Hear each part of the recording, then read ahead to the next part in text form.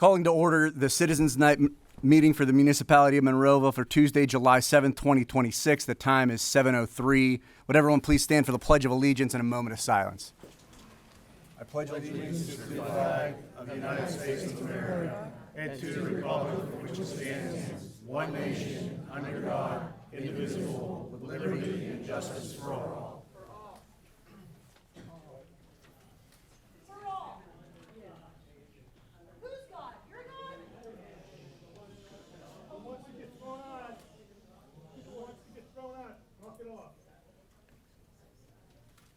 Thank you.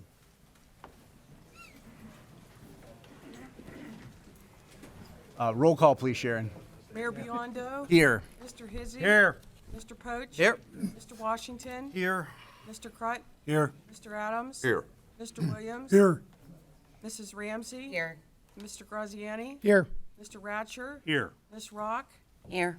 Mr. Hugus? Here. Mr. Sedlak? Here. Mr. Weldon? Here. Mrs. Lang?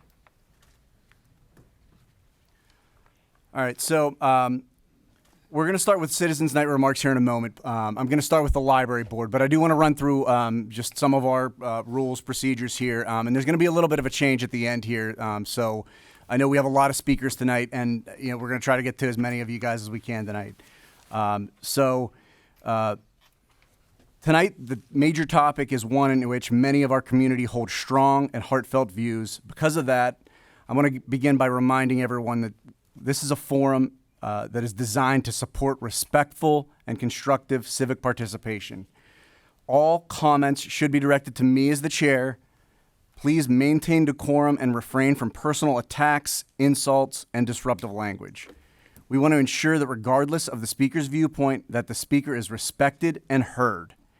Each speaker will have up to 5 minutes to speak, and comments are limited to Monroeville taxpayers.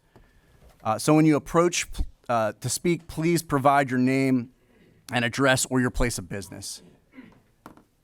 This is a public comment period. It's not a question and answer session. So to ensure that everyone is allotted their 5 minutes, we're not going to be answering questions during this portion of the meeting. At the end of the public comment period, well, this is where we're making a little bit of a change. Because there are so many speakers tonight, we do have other business that we have to get to. So at around 9:30, we're going to let whoever the person is speaking finish their comments. I'll see about how many there are, and if there's a lot, we're going to pick back up next week.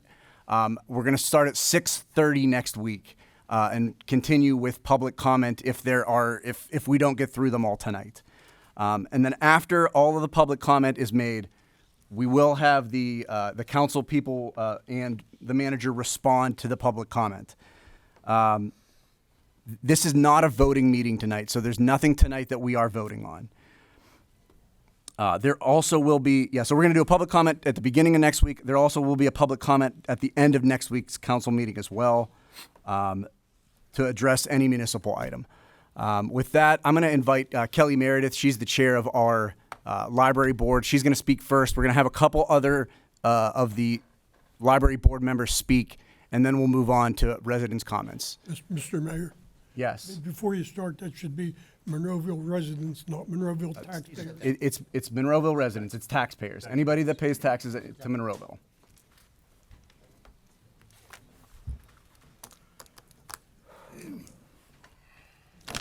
Okay.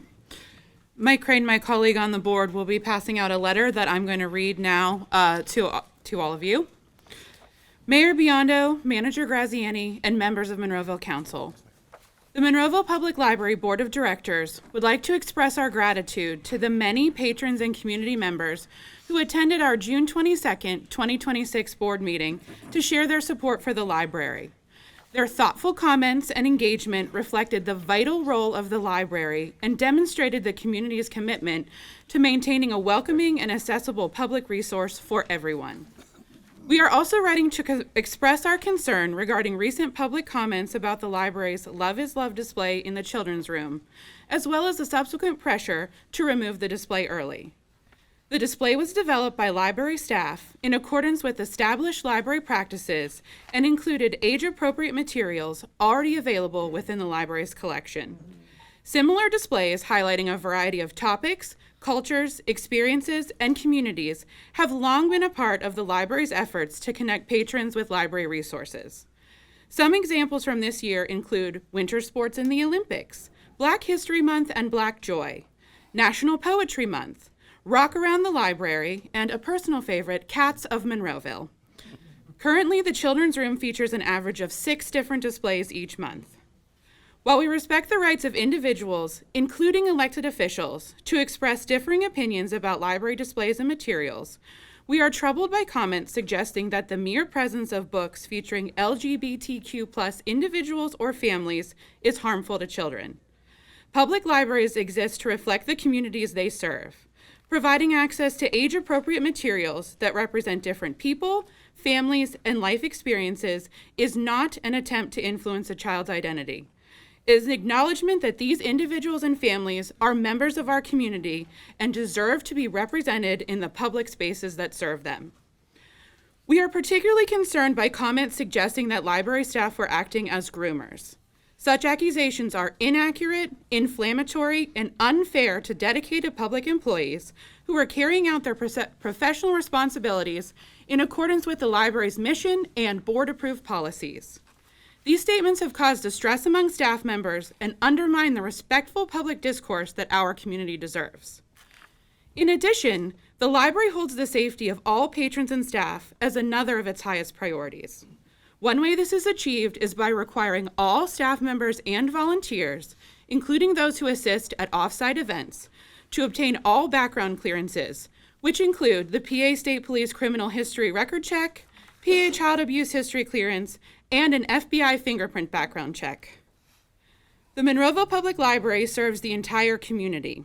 Our role is not to endorse particular viewpoints, but to provide access to information, ideas, and resources that reflect the diverse experiences of our patrons.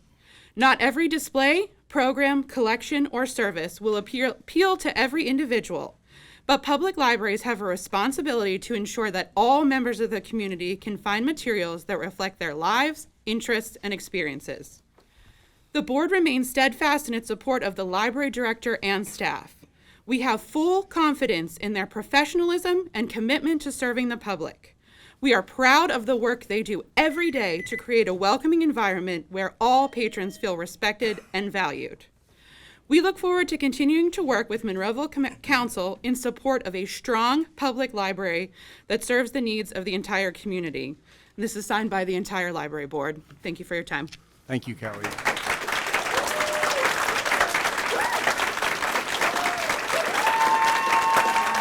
So I'm gonna ask that we refrain from clapping as well. We are trying to get everybody to speak. We're trying to give everybody the opportunity to speak, and that's gonna. Please refrain from clapping, Mr. Crane.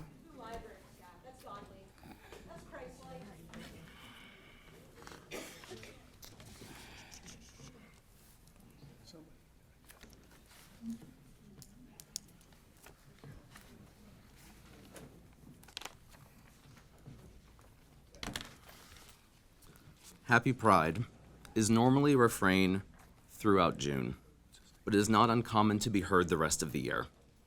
When we say Happy Pride, we evoke American history and celebrate the shared, storied past of the United States. Heroes such as Friedrich Wilhelm von Steuben, who reformed the Continental Army, leading to our victory in the American Revolution.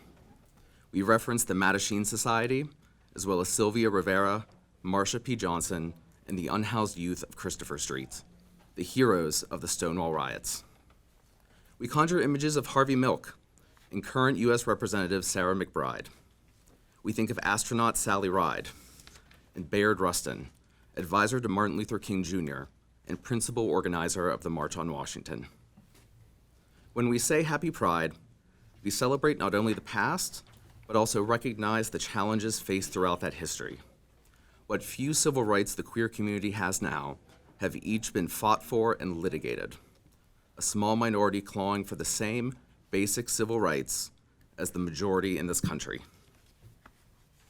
We have heard and seen bigoted words, veiled threats, and direct actions by some of you sitting before us, stating that the library has had a lot of autonomy in the past insinuates that that will not always be the case. Attacking municipal employees and defaming them with inaccurate, purposely inflammatory, and baseless accusations put those employees in danger and opens the municipality to legal action. And this council, by censoring the library and deciding what can be on display, not only starts Monroeville down a frightening path of censorship, but also oversteps the Pennsylvania State Library Code, Title 24, Chapter 93. The books in the Love is Love display were, of course, age appropriate. A parent or guardian has always been required to be with patrons in the children's room, and the library has policies in place for everyone's safety, as well as policies for those who would like the library board to look at an item's inclusion in the collection or on display, making all of this potential legal liability, public scrutiny, and outcry a worrying derelict of your fiscal responsibility and municipal obligations. But when we say Happy Pride, it is also a declaration of joy and resilience, a declaration that we have survived, thrived, and succeeded in this world. I want nothing more than for all children, including those in the queer community, to grow up knowing that they are loved and accepted.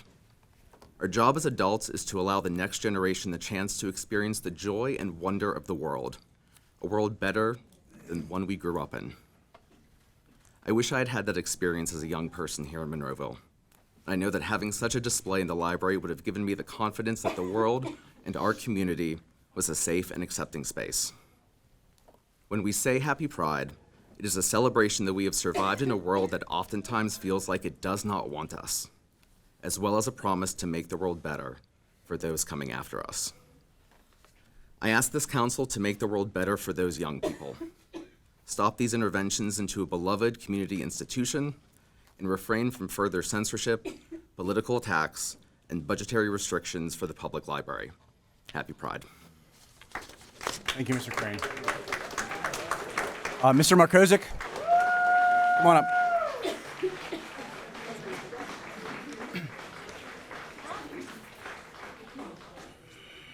we please turn the TV up in here so we can all hear?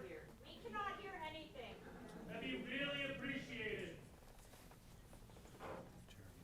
Just make sure you're speaking into the microphone, please.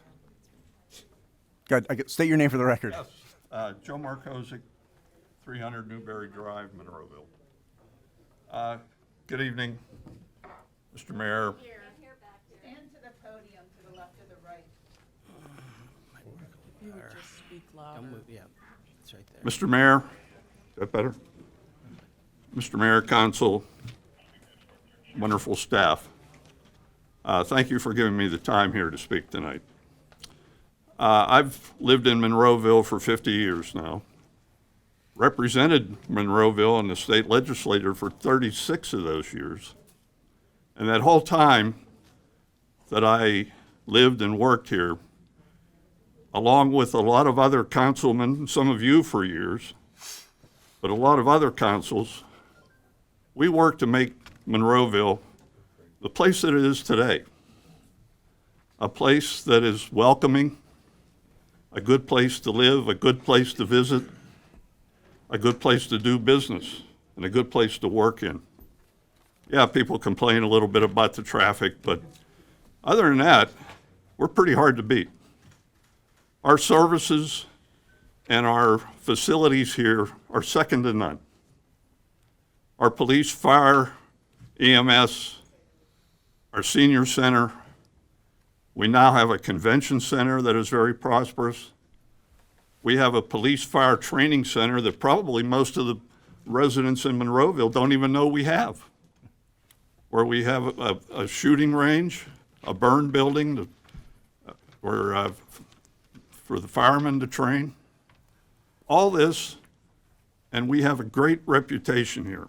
I walk over at the park every morning here in the summer. I would have died to have a park like that and baseball fields like that when I was a kid. We have a great reputation, and we should never do anything to tarnish that reputation or to destroy that reputation in any way. It's part and parcel of what we do here in Monroeville and why we're so successful. One of the facilities that we have here is a great library board, and I'm very proud to say that I serve on the board. You know, we don't have in Monroeville what a lot of towns have, a town center, a place where people can meet, get together. I would suggest that the library for Monroeville is that place. I don't think there's any facility in Monroeville that sees more traffic during the year, winter, summer, spring, and fall, it's open all year, than the library. And we have a great library board. The folks on the library are very open, very willing to help each other, to help you. And what people might not realize is these boards that we have, it's not the only one in Monroeville, there's more to what they do than just run the day-to-day operations of the library. The boards are there to hear what people have to say. Part of our meetings every month, we include a public discussion. People from the public can show up, and if they have concerns, if they have questions, even if they have gripes or complaints, we're reasonable people. That's what the board is for. It's a place where people can come and discuss and hash out their differences and concerns. It's a place where reasonable people can get together.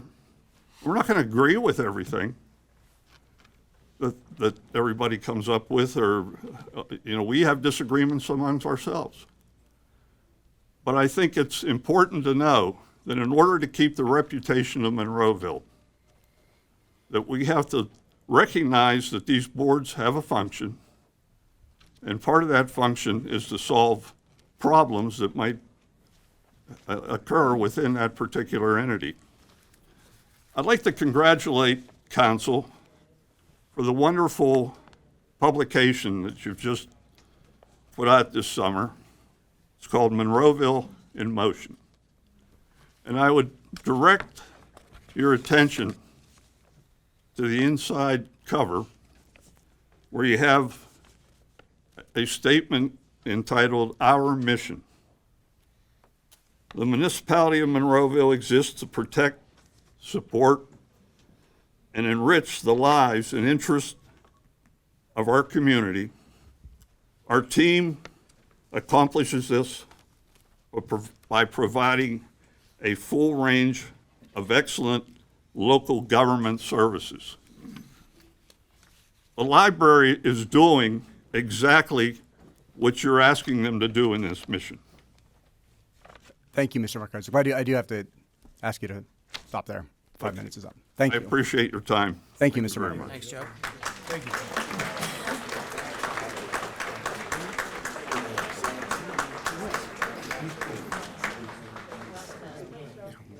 So for future people that come up, I'll have Mr. Graziani raise his hand at 30 seconds when you have 30 seconds left. Next, we're going to move on to Greg Arasinko. He's on. Former owner. Mr. Mayor, members of council, the administration, thank you for having me up here. My address is 115 Elmwood Street, Monroeville. And Mr. Mayor, if you would, you can verify that on my license. I'm well aware. Is there any way to do anything with the volume? Speak up. Yeah, talk loud. Jared, are you able to turn it up? Yeah, let's pause him for a second. Are you able to turn up the volume at all, Jared?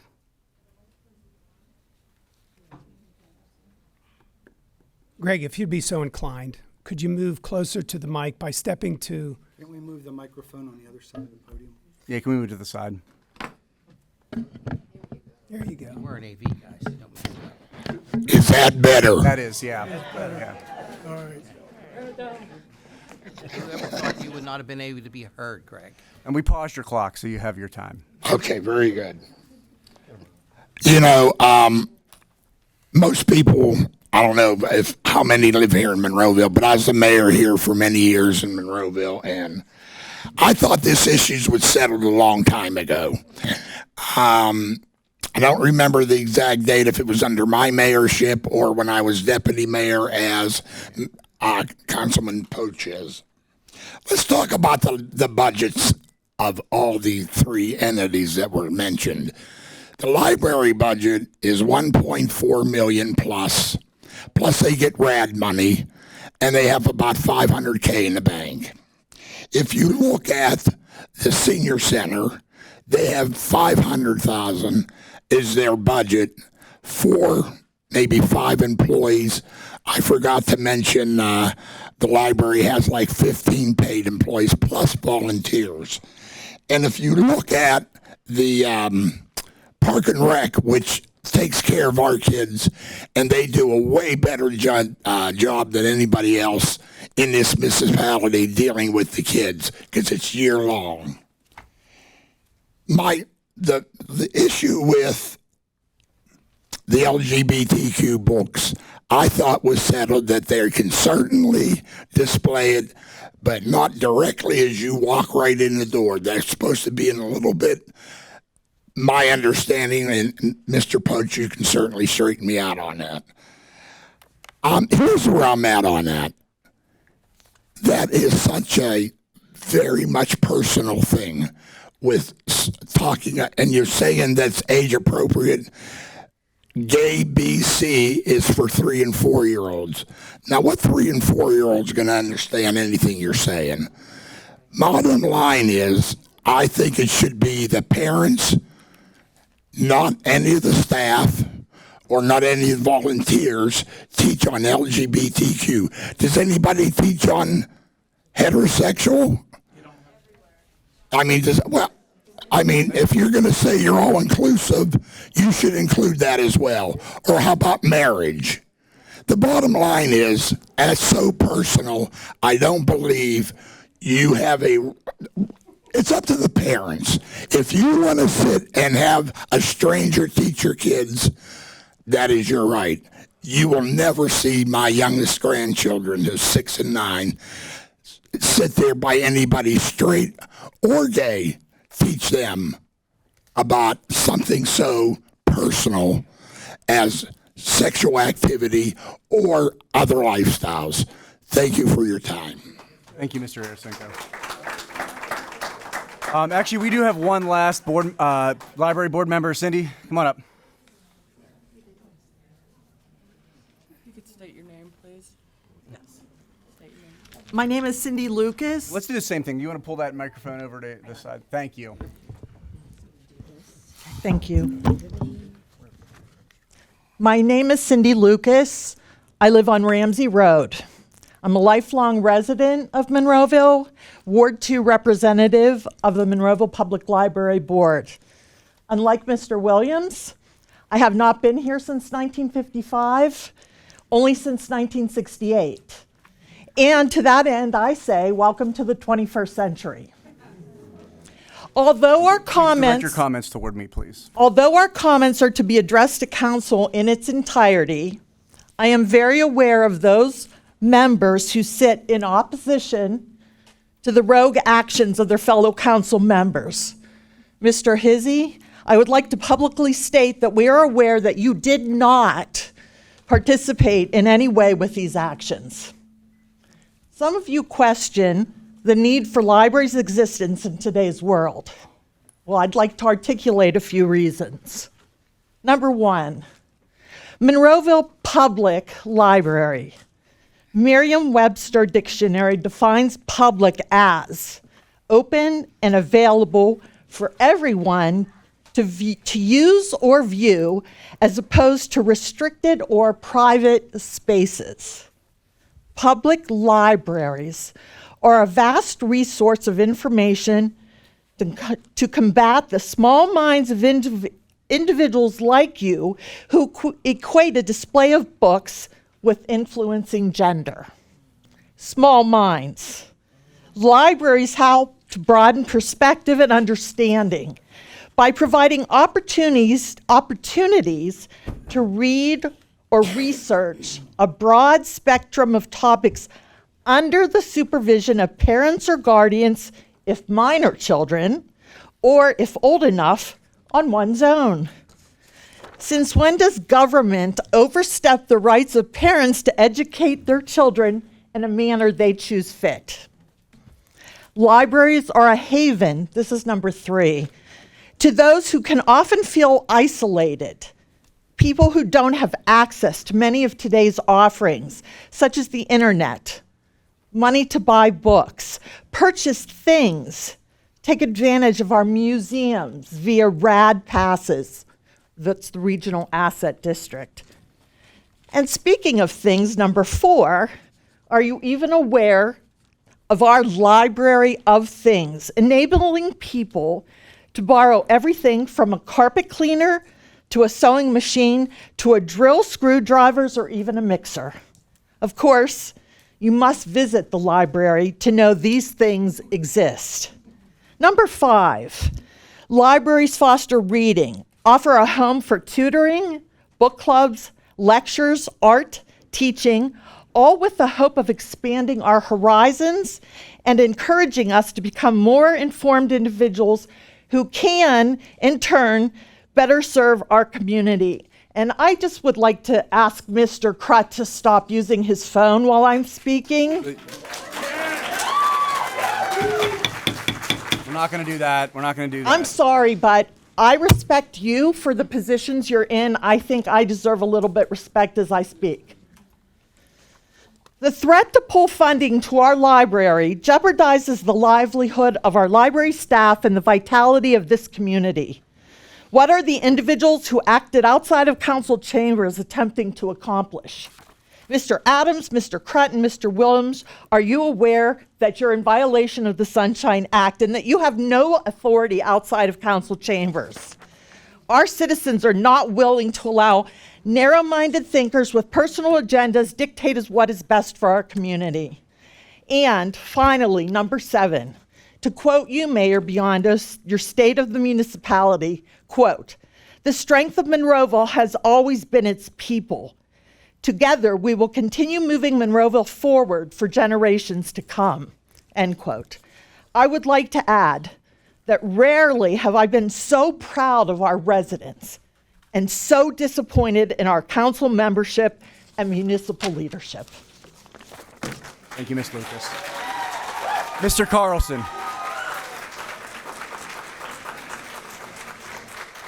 My name is Fred Carlson, 118 Monticello Drive. Thank you. I'm sorry, could you repeat your name, please? My name is Fred Carlson, 118 Monticello Drive. I worked with Bill Krutt on his campaign messaging when he ran for council a couple years ago. I believe that one of the problems facing Monroeville was the security and safety situation, and Bill, I believed, was the prime candidate to start turning that around. He has worked hard to fulfill these goals for Monroeville as promised. He is a man of his word and is always searching for the facts and truth and coming to a decision. His first law enforcement experience came in the U.S. Army, where he served as special agent with Army Counterintelligence. He worked with the John F. Kennedy Special Warfare Center and School and with units from Joint Special Operations. He paid his way through Police Academy and was hired by the Castle Shannon Police Department and was hired by Monroeville after finishing #1 in the testing process. After declining to accept a patrol corporal position, Bill was chosen to be a detective, which he served for 25 years. He was promoted to detective corporal, detective sergeant, and retired as a detective lieutenant. He established great working and personal relationships with law enforcement personnel from many local police departments, Allegheny County District Attorney, Allegheny and Westmoreland County investigators, the PA Office of the Attorney General, and the PA State Police and various federal agencies. Bill maintains those relationships to this day. Since he's been on council, we've had 2 canine officers added to the force. He succeeded in getting council support to double technology use in Monroeville to locate stolen vehicles, arrest wanted individuals, and increase success in counter-narcotics. He recommended to Monroeville and DA Zappala's office and approved a better company to serve these needs.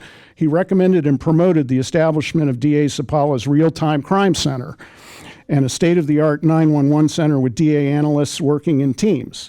He was put forward by Chief Cole and DA Sapala the idea of a Monroeville drone program that could be operated by dispatchers and DA Sapala's analysts, offering crucial overviews of scenes beneficial to the force and public.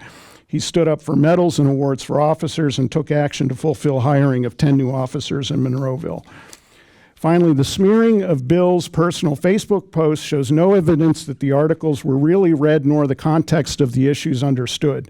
These posts are very public policy analyzed regarding crime, government, and social issues that are in legitimate public debate and influence public policy. The character assassination against Bill includes extremist, bigot, racist, and conspiracist. These are libelous terms that do not describe the Bill Crut we know and unfortunately are easy to throw around and inflame the issues of legitimate debate in our society.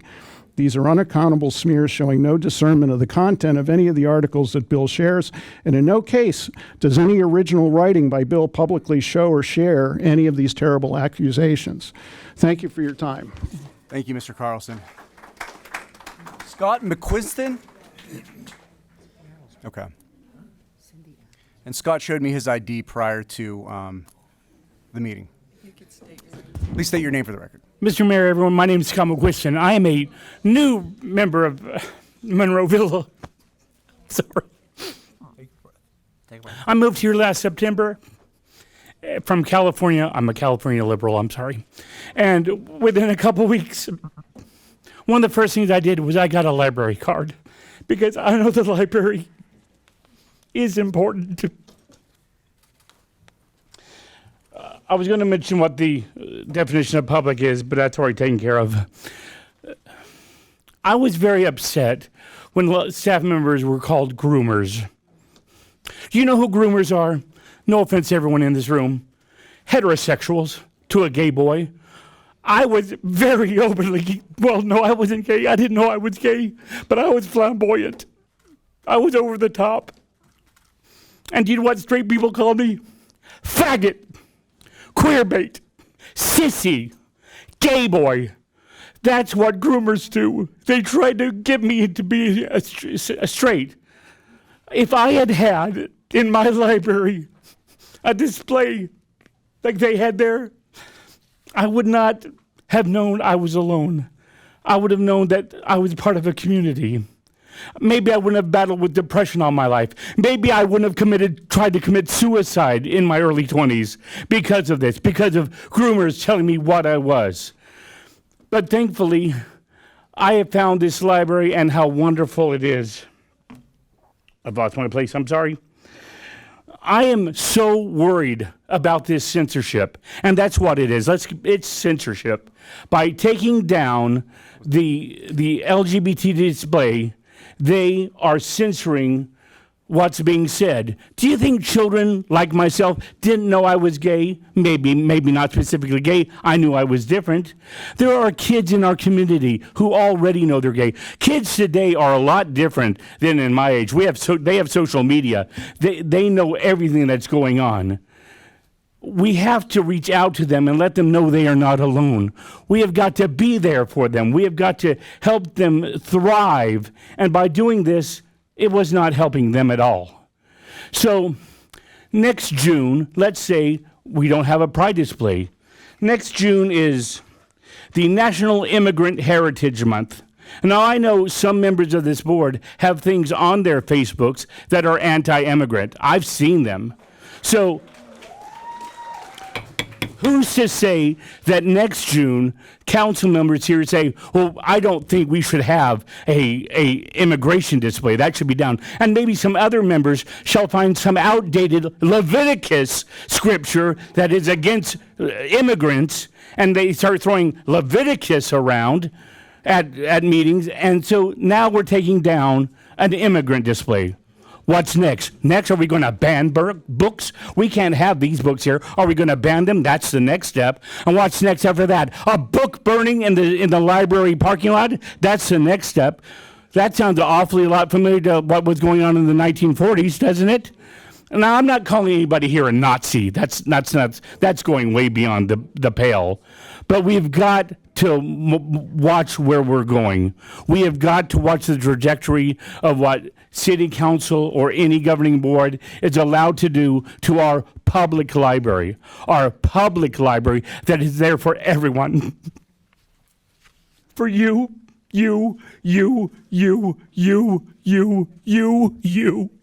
sorry, you and me. I'm a homosexual. I'm a proud member of this community. Sure, only 8 months, but I love this community already. It is a wonderful place, except for some of the hateful faces I see out here and a couple that I see up here.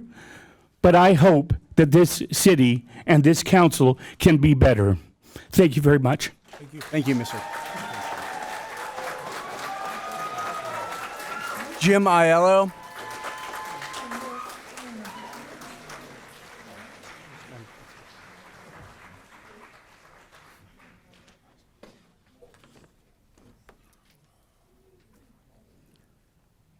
You could state your name, please. And my name is Jim Aiello. And your address? I'm a Monroeville resident at 1996 Butler Drive, the 6th Ward. I'm a dad, a grandfather, a 21-year Marine Corps veteran, and a man of God. Men are waking up and realizing that the world has been telling them to sit down, stay quiet, and soften up. God never called men to be passive. He calls them to protect, provide, lead, and lay down their lives to those entrusted to their care. Jesus actually commanded us to love one another as he loves us. But that doesn't mean to be walked over and accepting of agendas and ideologies that affect our and especially our children's values and daily lives. A world without godly men is the true danger. We don't need less of this. We need more men surrendered to Christ. Men who fear God more than they fear public opinion. Men who will stand in the gap, guard their homes, their communities, their nation, and protect their wives and children and refuse to bow to a culture that rewards passivity. Biblical masculinity is sacrificial, it's protective, and it's courageous. Honestly, you do have the freedom to live your lives as you wish. I personally have a gay brother and a gay nephew, whom I love very much. However, many of you are confusing love with total agreement, and that's not the case. Just because we don't agree with your choices or your way of life doesn't mean we don't love you. No, it means we have the freedom to that means we have the freedom to live our lives as we wish to. And every one of us will have to take a knee and answer to God one day. But when the use of our taxpayers' money and taxpayers' buildings are being utilized to push an agenda that is targeted toward minors, this is where dads, grandfathers, veterans, and men of God will not be silenced anymore. We're standing up. We will raise our children according to our godly values and our way of life. Our children will see the rainbow and know it's a promise from God. The LGBTQ community says it pushes an agenda that wants equality and tolerance. No, they have this in-your-face, our way or the highway mentality. Why is this sexual expressive content always pushed at our children? We parents are fed up and done with the attacks on our children. We veterans are fed up and done with the invasion of our country. Mr. Crut, thank you. Thank you for your service to this country. Thank you for 30-plus years of service to our community as a police officer, a detective, and a Monroeville council member with a backbone. We support you. Remember, tolerance goes both ways. Let us all protect this republic. This country's values come from Almighty God, the Constitution, and the Bible, period. We all want liberty, and we're all in the pursuit of happiness for all of our American families. But like out front, they put a sign out there, talks about the First Amendment, right? Hey, I'm a veteran. I took an oath. To this day, no one's ever relieved me of that oath. All right, I'll go out there and give my life for you, especially the California guy there with the green hair. I'll go give my life for you. All right, I believe in the Constitution. Again, no one's ever relieved me of that oath. Quit using taxpayers' money to push agendas that infiltrate and groom the minds of our children, and stop feeding immigrant ideologies that refuse to assimilate to the American way of life. We're done with it all. When the devil sees us with our heads down and on our knees, he thinks he won, until we say amen. Jesus is the way, the truth, and the life. God bless each and every one of your families, this community, in the United States of America. Thank you, Mr. Ayala.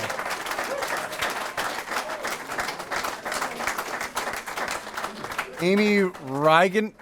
Oh, are you calling people? I am, yes. All Sorry, right. Tony. Well, don't forget to call me. All right. Amy Reigner. I say that right? It's Rigner. Rigner, I apologize. Hello, my name is Amy Rigner. I live at 630 Illini Drive. I am a Ward 4 resident. I am speaking tonight in support of the Monroeville Public Library and condemning the actions taken by select members of this council to censor the library. I'm extremely concerned about how select members of this council ignored Monroeville Municipal Code to direct the library to take down an LGBTQ display. To remind the council, here is the municipal code that was broken. Municipal Code Chapter 80-1, subsection A, creation and composition of library board of directors. There is hereby created and established in the Municipality of Monroeville the Board of Directors of the Monroeville Library, which shall have full and complete control over the operation and conduct of a municipal library. It is through the library board and not the municipal council to govern the library. If select members of council have issues with any item within the library, they should have filled out a request for materials reconsideration form, not called the librarians sexual groomers on their public social media, and make suppositions about the library's budget before breaking municipal code and directing the library through the municipal manager to remove the display. I am struck by the municipality's use of community in its mission, vision, and value statement. In particular, the value statement is an acronym for the word community, wherein the I stands for integrity, compassion, and cooperation form the foundation of our public service, where the Y stands for year-round fairness, equity, justice, and transparency must support all actions undertaken by the municipality. Please explain how these actions taken against the library reflect integrity, compassion, equality, and transparency this municipality strives to maintain. Furthermore, I want to note that libraries are for everyone. They truly represent the community outlined in the municipality's vision, mission, and value statement. As it stands, to me, it seems that this council only serves the part of the community that agrees with their ideology, instead of serving the whole community. Finally, I wish to express my deepest concern going forward in regards to how the council will interact with the library. As my ward's councilman has already threatened the library's budget on his social media, will the council be reducing the library's budget in retaliation? Currently, the municipality's financial support of the library comprises a little over 4% of the total $41.6 million municipal budget. Yet it is an invaluable resource to the community. For every dollar the library spends, $4.38 is returned to the community in services, materials, and programs. That is a 438% return on investment. I would like to remind the council that the action taken against the library or its budget will be seen as retaliatory. Now that there are a lot of eyeballs on you hoping that you will do the right thing, and we will continue to watch you. I ask that this council follow its own municipal code and leave library governance to the library's board of directors and continue to fund the library at the same level or more that it has in the past. Thank you. Thank you, Ms. Reigner.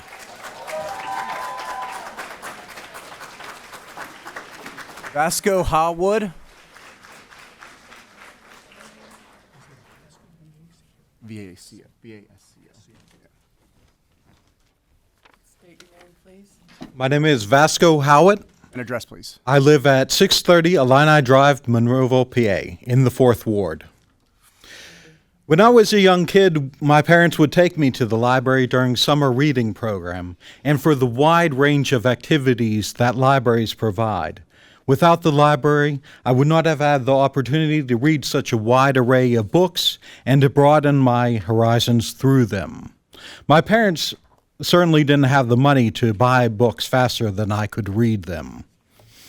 The Monroeville Public Library provides an essential service to young readers and for anyone in the community that wants to explore the world through books or even free use of the internet. It is baffling that more than 10 years after the Supreme Court ruled that states had to allow same-sex marriage, that displays of books with same-sex couples are somehow evil, dangerous, and predatory. Libraries are supposed to be about freely available information, not hiding truth. I would ask that the librarians are allowed to perform their duties, to have displays that they deem suitable, that they are not censored from properly performing their jobs of educating the public. Thank you, council members. Thank you, Mr. Hutwood. Amy Mitchell. Amy Mitchell? Oh. Sorry about that. I had to leave, so I wanted to grab my stuff. My name is Amy Mitchell. Address? Yep. 211 Step Drive. I've been a Monroeville resident for 27 years minus 3. Mr. Mayor, you know, I think everyone has touched on a lot here. I think Monroeville is a wonderful community to live in. I grew up in Penn Hill, so I take it as a privilege to live here in Monroeville. The month of June, our governor spent countless days saying great things about remembering what that month was. He celebrated several things throughout the month, and several things came back to, I can say, the last day was remembering that it was the last day of Pride, and that everyone was welcome in this great Commonwealth of Pennsylvania. And you know, it brings to my mind that in the Commonwealth of Pennsylvania, we are an equal opportunity Commonwealth. And when I look at the municipality's employment application, you know what's on there? Equal opportunity, and the definition of it, whether gender, race, color, disability, sexuality, it's all listed on there. Equal opportunity. So if the municipality cannot stand true to what they preach and hire and what they stand for all around, to what they hire, to what they put in their buildings, to what they put it behind their vehicles, to what they put in on their uniforms, to what they put in their parks, on their grounds crew, to what we put in volunteers. We have the best firefighters. I know because I was one. We have the best EMTs, paramedics. We have the best police department. I am saddened to see people on public display and people that are on boards, people that are on public, they're on broadcasts, that are making division in this community, that are creating hate, and that I know people are afraid to come out of their homes because on public platforms, there are people spewing hate. And I'm sorry, you said to address you, but Mr. Crut, thank you for sending your friends and neighbors to send me emails. Please address it to me. And I do have legal counsel, and if I receive any more, I will use it. That is intimidation, and it is not fair. And I will not have it anymore as a community member. I will not be threatened, and I will not be driven out of this community for making a comment that I felt that this whole entire thing could have been handled differently. We are a community. I am sorry, but yes, we need to have unity in this community of all race, of all gender. It doesn't matter who we are. We need to have unity. This is a wonderful community to live in. I love it. I don't have faith in this municipality. I haven't for the last 5 years. But I would like to think that maybe I could have a little faith that we can come together and have some unity and bring it back so that people aren't afraid to leave their homes. Because nobody should have brought my family into this when I made a comment that this should have been handled differently. Thank you. Thank you, Ms. Mitchell.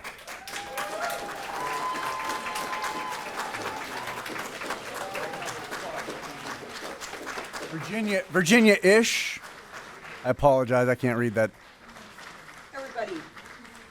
Everybody says my name wrong. Is that close? Virginia Isaac. Isaac. ISETT. No, 260 Rosecrest Drive. Thank you. Monroeville.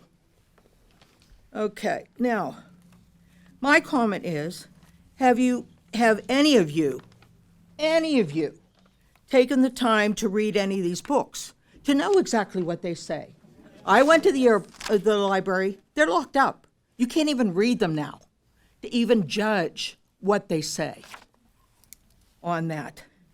I don't want to hear an excuse that you guys just want to change the bookcase to July 4th stuff, and that's your cover for that. Somebody threatened to take the money away from the library. That's wrong on that. That is wrong. You don't do that kind of stuff. You need to know what you're doing. That is censorship. That is causing problems. That library is great. My grandson used to go. I used to take him there for the story time. He didn't sit still. Don't get me wrong. Neither do mine. Go ahead. But I tried. I love books. I absolutely love books. I used to take my kids, Amy, and the rest of them to the bookmobile in Penn Hills because we didn't have a library at that point in time. But if you're going to judge what books are there, have you looked at all the books at the adult ones? There might be some, Catcher in the Rye might be there. It is. And according to some people, I'm just surprised you didn't take the books out and burn them out in the front. Because that's exactly what you tried to do, the three of you, on that. I do have I have a bunch of grandchildren, and I have gay friends. I'm not gay. I've lived in Monroeville for about 30 years on Rosecrest Drive. We're the ones that decorate in front of the park. Now, when have any of you guys cared about that park and all the buses that come out and all the cars come out and right across my yard? Nobody cares about that, but you care about books. The parents are going to bring their kids, and if their kids are going to read the books, the parents are there. They know what they're reading. So what is the big deal? It's not like somebody shoving it down their throat and they're in school and they have to learn that. Do they? Do they learn that in school? No. That book thing is there. I would like to read those books, but unfortunately they're locked up because of this hoorah. Now, Monroeville tries to be very, very quiet on everything that goes in Monroeville. They hide things that go on so Monroeville looks good. But boy, you guys did it up this time. Look at right there. You made a laughingstock of Monroeville, and that's not right. That is not right. I'm happy in Monroeville. I loved Penn Hills, and when my grandchildren went to Gateway, yes, I did hide that Gateway Gator thing, took it off my car and put it on the refrigerator, because Nemec was the coach in Penn Hills. His kids were coaches in Gateway. So, we didn't like Gateway. But I'm here now. It's a good school system. It's a good place to live. Everything is where you want it to be. Like I say, when I work, we have everything here in Monroeville except for a Walmart. So they're tearing down the mall to put a Walmart in. Am I right on that? But this is censorship. This is wrong. There was a way to handle this very nicely. And it could have been handled that way. But a few people decided to take it upon themselves. And yes, I am a Catholic. But everybody, if you look at you can pick whatever you want and get whatever you want on the Bible. But Jesus loved everybody. So this is wrong. That's all I have to say. Thank you, Ms. Isaac. Thank you for listening. Thank you, Ms. Isaac. Bruce Walker.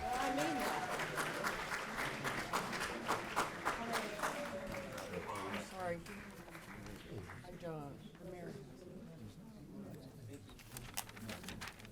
Thanks, Bruce. State your name and address. Bruce Walker, 2426 Saunders Station Road, Ward 2. I support Bill Crutt and the other councilman who's on this issue. I deplore the tone of the discussion. It is argument ad hominem, that is to say, an argument against the arguer, which has been recognized as invalid since Aristotle, and overall basically violates the rules of Robert's Rules of Order. That's it. Thanks, Bruce. Stephen Cunningham.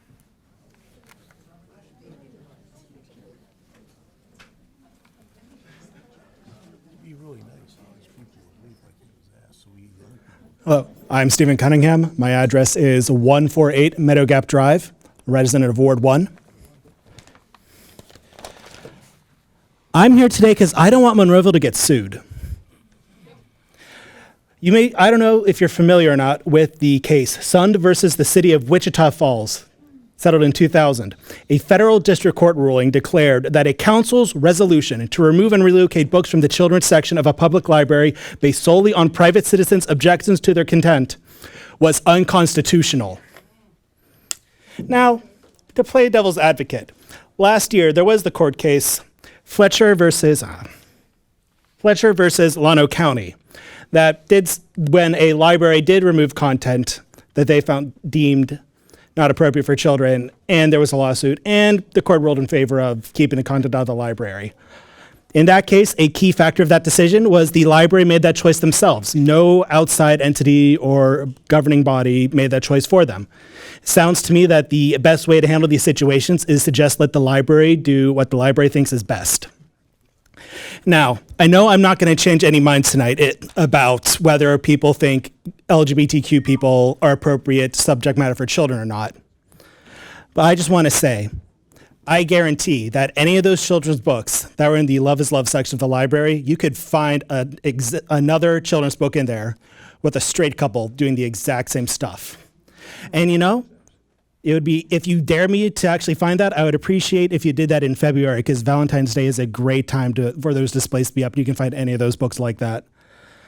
Regardless, if you see a man and a man in a relationship holding hands, getting married, and all you can think is sex, but you see a straight couple doing the exact same stuff and you don't think of sex, I don't really know why you would be thinking like that. Like, I would just see a gay couple and a straight couple and I would think the exact same thing. But that's all I have to say.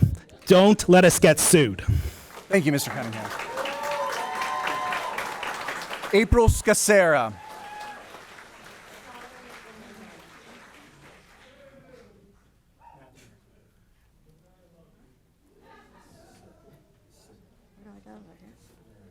Either one. Either one. Just not in the middle. Pull it down a little bit, maybe. There you go. Yes. Name and Hi. address, please. April Scacera. I'm at 407 Syra Drive. Thank you. I just wanted to come here today as a Monroeville resident for the past 30 years to support the library and the Pride display. I was trying to think of exactly what I want to say. I feel like I have a lot of thoughts, and I thought the mayor had a great quote. I could have said it myself. I affirm our community's values of safety, dignity, and respect for all residents, including the LGBTQIA+ community. Libraries must remain safe, welcoming spaces free from intimidation or censorship, so that all patrons have access to the books and resources that when they need or want. So the children's display, Love is Love, it seems to me those were age-appropriate, inclusive books who talked about having two moms or two dads, which children in our community face that. There was no pornography. I spoke with someone that works at the library. There was no pornography, there was no sex, there was no grooming in those books. The council member Bill Crutt's Facebook post stating that the books in the Pride display shouldn't be available for children at the Monroeville Library. This is child sexual grooming, is outrageous in my opinion, and it's hateful. There's no reason to think that those books were grooming. To learn that he's a detective, I would think he would know the definition of grooming, and I would encourage everybody to look it up. From what I've heard, he never went in and reviewed the books. I think that's a great point. And there is a procedure that at the library when people are objecting to books or they feel something's inappropriate. There's a procedure in place, and I'm confused why that procedure wasn't followed.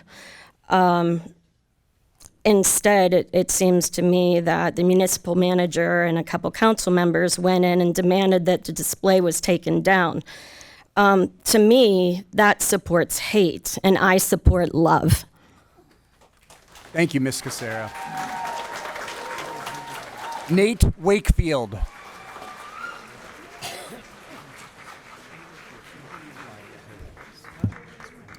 My name is Nate Wakefield. I live at 403 California Avenue, Monroeville.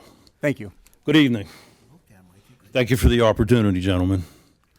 Okay, so I'm going to give you a little different perspective here, but just bear with this story. At the age of 13, a little boy, right? I began to smoke marijuana. Now, hear the story out before you begin to judge, because LGBTQ does not have to do with smoking marijuana. But I will say this to you folks. At a young age, I started to go down the wrong path. Bill, thank you for your courage, and the other gentleman up here who stood your ground.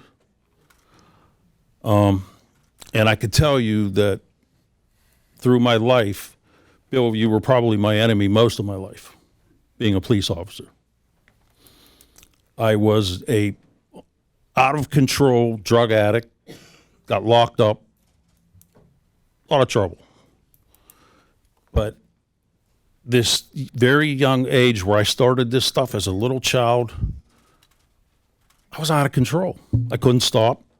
And again, sin is sin. I'm a Christian man today. So with this continuing problem that wouldn't end, I remember at night saying, pleading to die. This is how bad this got. Pleading to die. Now, I didn't know who I was talking to, but really I was speaking with God, and I didn't even realize it at that point in my life. At the age of 41, I walked into a rehab. I signed my name, and I wanted to run. I didn't want to be there. I wanted a bag of heroin. I wanted to run. But I walked in. I had the courage to walk in. I signed my name. I took a few steps back. I sat down. And in the blink of the eye, gentlemen, I was freed. This was gone.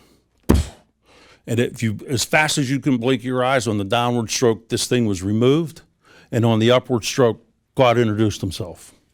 So what does that mean? I began to pray. I began to believe. So 13 to 41, that's a lot of years. And like I said, I was locked up in between. As I developed this relationship with God, I began to learn his ways and his words. Okay? And I can tell you, and I'm speaking at a child perspective, I didn't know what I was doing. I thought smoking pot was fun. I thought drinking beer was fun. And it grew and it grew and it grew and it grew. I'm lucky I'm alive. There was a number of times that I OD'd. God kept me alive. And probably for this moment right here today especially. So, I want to say this. We have this issue at the library pertaining to children. Okay, and we are certainly entitled to choices. I never read one time in the Bible that Jesus ever headlocked anyone and said, "Come with me, you must." Never said that. We all have choice. But at some point, as a man of God, okay, I have to respect law and order, okay, and I also have to use the Bible as a dividing line for my life. Okay, and I also understand being blinded because I was blinded for years. I had no clue, and it was all mine for the taking. But it was a painful way of life. How do I say this to not upset anyone in here? Because we know Jesus Christ loves everyone. But what I can say to the people that are leading this thing, you are lining yourself up for trouble, more trouble than you could ever believe. Okay, and you're certainly entitled to your opinion. Okay, I disagree with it. I lived a painful, painful life until I got saved. Things changed. I have been a productive member of different churches. 20 seconds. 20 seconds? Okay. Through the power of Christ, I built a huge business, and I honor God's words today. Thank you. Thank you. J.T. Thomas.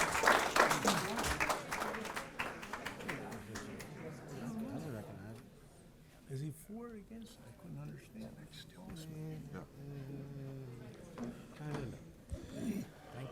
Good evening. State your name and address, please. J.T. Thomas, Argent Drive, Monroeville. Thank you. I could be out of order because I don't have any comments, but I have about 4 questions that don't have to be answered here, but like to be a part of the record to be answered. Sure. That'd be fine? Sure. Okay. My first question is, what reasons were given by each party for opposing the display? Second question, what specific books or material were included in the display? Third, what fear or perceived harm undergirded this action? And my final question is, does the removal disproportionately affect marginalized groups, LGBTQ+, patrons, authors, or educators? And if so, how does that align with the equal protection or anti-discrimination law? Those are questions that I didn't know the answers to. I was aware of the situation, but as opposed to having comments, I have questions. So hopefully those questions will be answered. And I'm sure a lot of people here are likewise. And Andy, and I'm not a Christian at all, but I am a disciple. Thank you. Thank you, Mr. Thomas. Dana Elmendorf.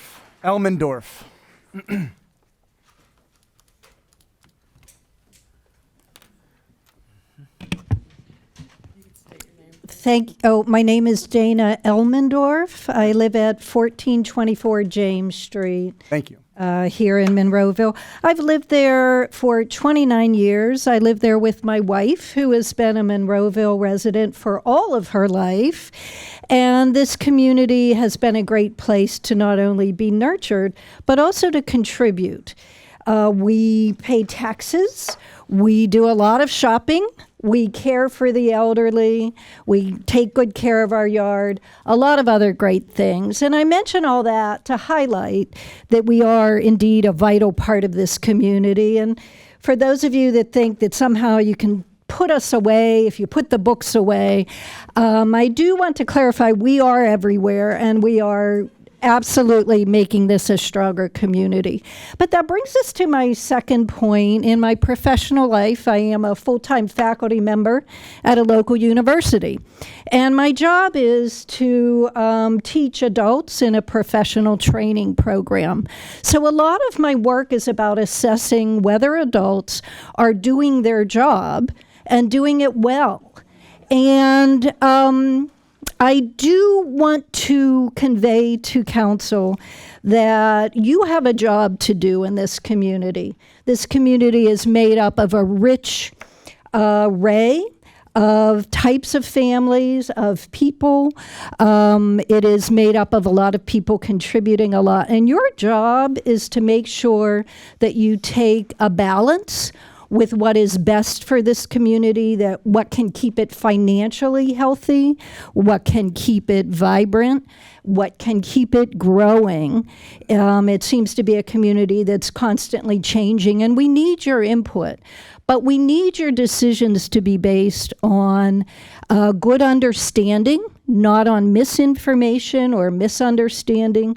We need your decisions for this community to be based on facts and not bias. I've heard reference tonight to the importance of, for some of you have received praise for standing your ground, or it seems to be that there seems to be some suggestion that religious values should be part of your decisions. Each of you are certainly welcome as individuals to have whatever religious faiths or beliefs are important to you. And you're certainly welcome to, raise your family and speak of your values with your family in whatever way makes sense.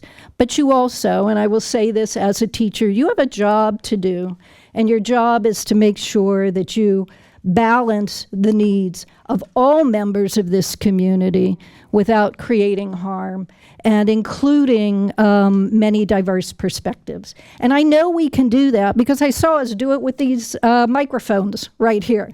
There was a problem at the beginning of this meeting. People couldn't hear. What are we going to do?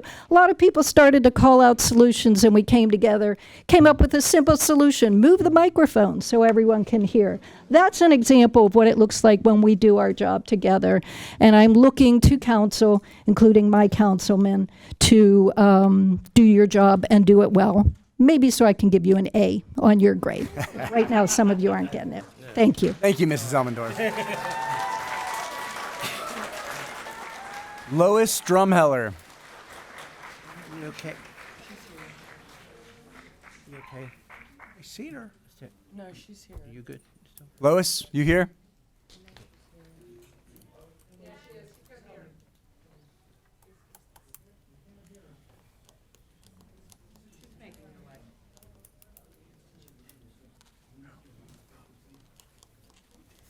Hey, Mayor. If the ones that already spoke, get out so the ones can come in the hall. Yeah, and if you've already spoken, if you wouldn't mind allowing others to come in and speak or come in and sit down, just because I think people have been standing for quite some time now. Thank you. I'm signed in. I'm Lois Drumheller, and I live on Scott Drive, currently getting gas replacement lines. And I originally intended to speak on Citizens Night over something that I have no time for, and it was Cypress Equities. I have had an ongoing relationship with the email machine between the managing director of Cypress, Scott Harrington.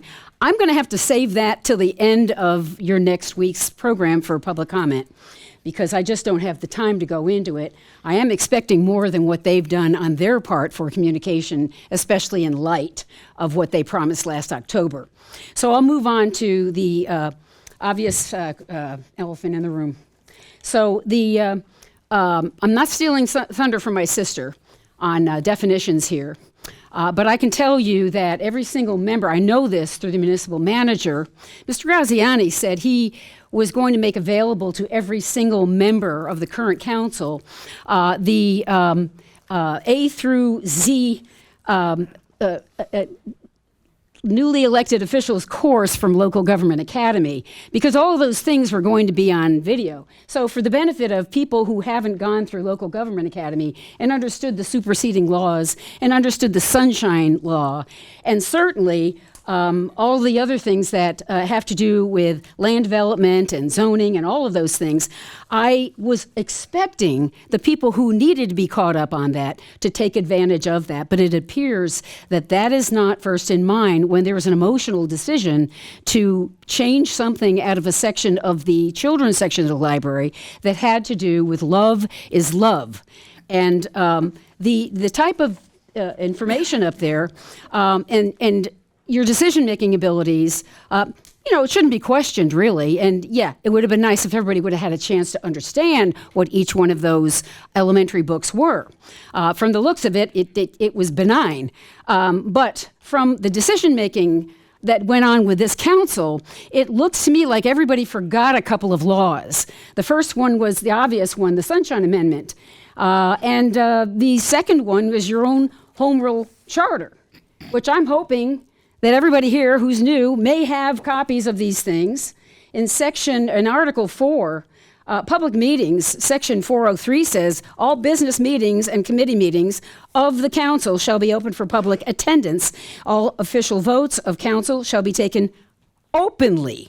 And Section 405, of course, makes sure that you understand that 4 members of council shall constitute a quorum, except as provided in Section 2104. No businesses shall be conducted or votes taken except in the presence of a quorum. Now, if you couldn't wait, if you had to express an opinion, I'm fine on that. I think it's good to express your opinion. However, there's a process by which every one of you have for bringing it up for discussion. This would have been a thing to add on to tonight's agenda, and we wouldn't have had all these people who were waiting and standing forever and having people with IDF shirts on go on and harass them. Now, this is something that you should know. I'm looking at certain people who know a lot about the Planning Commission and praise the Planning Commission, and yet you have to understand that they need the tools to make decisions. They need to have some understanding of Robert's rules and not I'll call for somebody to approve this. You're calling for a vote. It's not for an approval vote. It's not for a negative vote. It's for a vote. And unless you understand the underlying laws of Pennsylvania and you understand the process, we could have had a great discussion about this, and you wouldn't have put so many people out trying to get a word in. You need to understand you have the tools. Same way your Planning Commission has the tools, the same way all of you have the ability to, in a lawful manner, have a public discussion. You did not. And I will be asking, Mr. Mayor, if you would explore whether or not anybody has had requests, right-to-know requests for communications that were between the municipal manager and all members of council. I can't leave anything uncovered because I do not know whether, already heard somebody excuse Mr. Hizzy, but I do not know whether Mr. Poach, Mr. Washington, Mr. Crut, Mr. Adams, Mr. Williams, and Ms. Ramsey had anything to do with this. And I won't know until somebody actually has that in writing. And I'd like to know that. And if somebody hasn't done that, I think maybe I should know that. Because if you violated that law, you should have due process of that law. And you should be exposed. Thank you, Ms. Drumheller.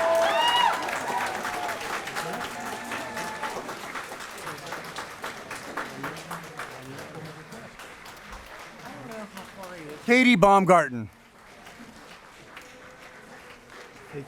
All right.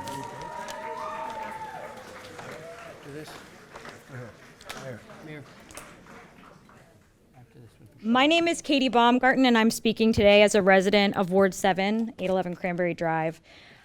I actually grew up about 3 hours away from here in a very homogeneous area. I had a very privileged childhood, but the one thing it lacked was diversity. That's why, as an adult and now parent, I wanted to live somewhere that's interesting, where not everyone is the same. The Love is Love display at the library exemplifies only one aspect of Monroeville's uniqueness, and I believe Monroeville's diversity is its strength. I wrestled with the idea of whether or not to discuss the post that started it all. For anyone listening who may be on the fence or unsure of what to make of it, hear me when I say, books about children with two moms or dads, or about boys liking princesses, are not going to turn your child gay or trans. The assertion that these books, not even the content, but their covers simply being on display, that it's child sexual grooming, is not only ridiculous, it's dangerous. Child sexual grooming is a pattern of abuse involving coercion, pushing boundaries, and exposing children to sexual material or acts. Comparing these books to grooming minimizes what grooming actually is, and it puts our children at greater risk of abuse. Because instead of being vigilant of actual signs of abuse, we're worried about whether or not they've ever seen the cover of a book with a rainbow on it. So shame on you for spreading such a malicious and dangerous lie. To me, Katie, please. This counselor purports itself to be concerned about the financial health of the municipality. Ironically, the councilman's statements and the actions taken by our council and municipal manager have brought a black eye to this municipality. Comments on social media encouraged residents to move to another nearby town. Others commented they were relieved to have made the decision to move elsewhere. Of course, I know that antiquated and ignorant views exist everywhere, but the negative press and additional scrutiny towards Monroeville may have had real fiscal implications. Prospective homebuyers or individuals who pay taxes to our schools and bring in young families and money may now choose a different area to raise their family. Your behind closed doors transactions carry the risk of fines and even lawsuits. As a resident and taxpayer, I am asking for a statement from all involved council people, transparently explaining what exactly happened on June 26th, their involvement, and their justification. For those of you who were not involved, your community needs to hear from you. Silence is not an option. Thank you to Mayor Biondo for making your position known. We know that standing up against the majority is challenging, and we recognize the risk it takes. Finally, I'm requesting an impartial investigation into what occurred with a report released to the public so that citizens can draw their own conclusions about whether their representative still deserves a seat at the table. Thank you. Thank you, Ms. Monroeville. We're gonna take a brief 5-minute recess, and I do mean 5 minutes for the court reporter. So we are in recess. And we give it a little. Do I do it? Yes.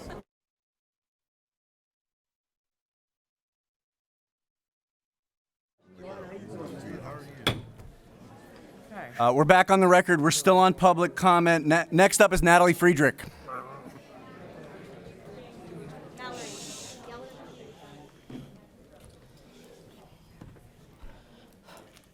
Hello, my name is Natalie Friedrich.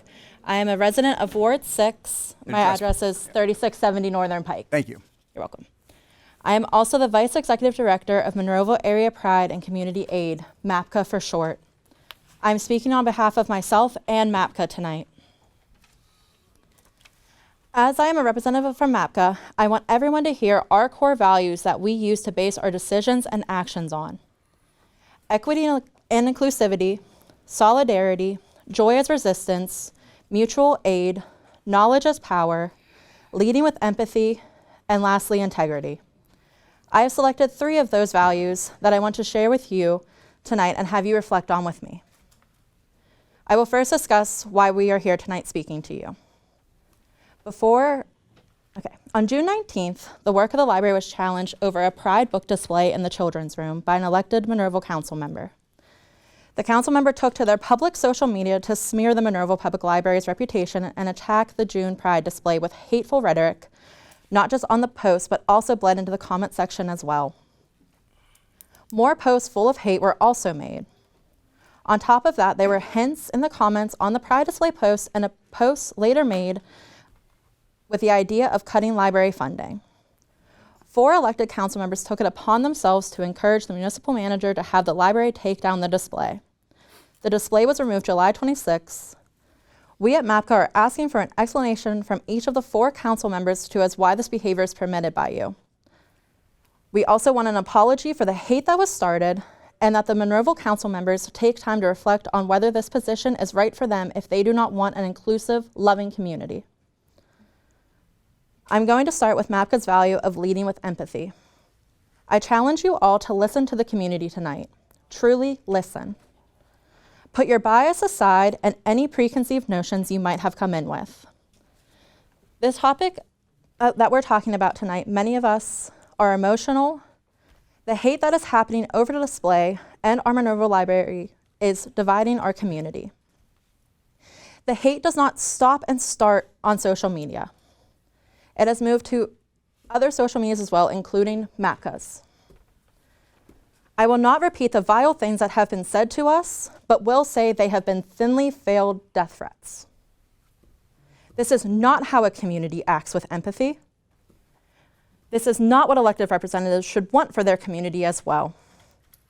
So please, as I continue my speech and others come to talk to you, lean into empathy and search for understanding that might be outside your own view.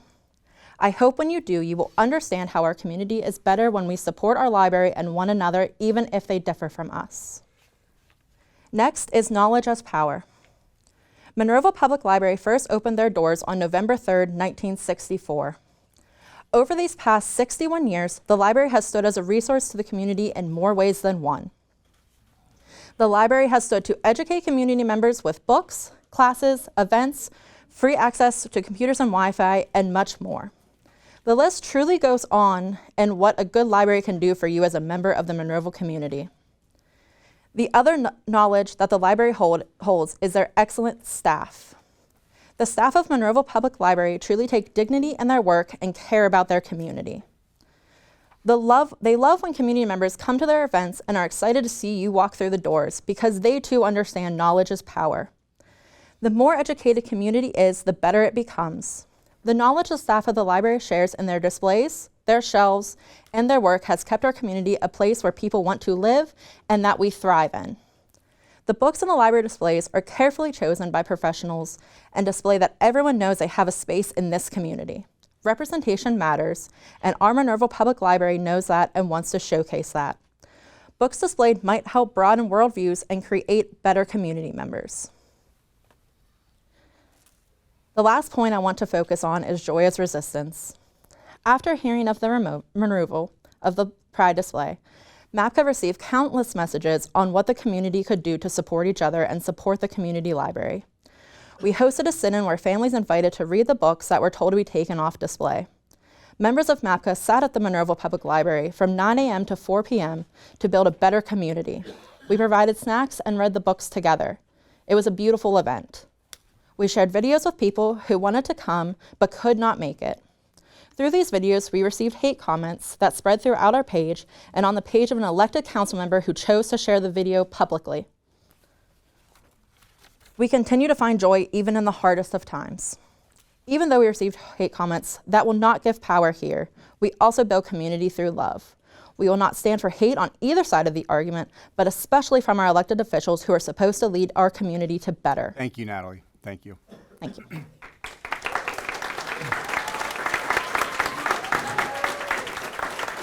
Elizabeth Cubitt.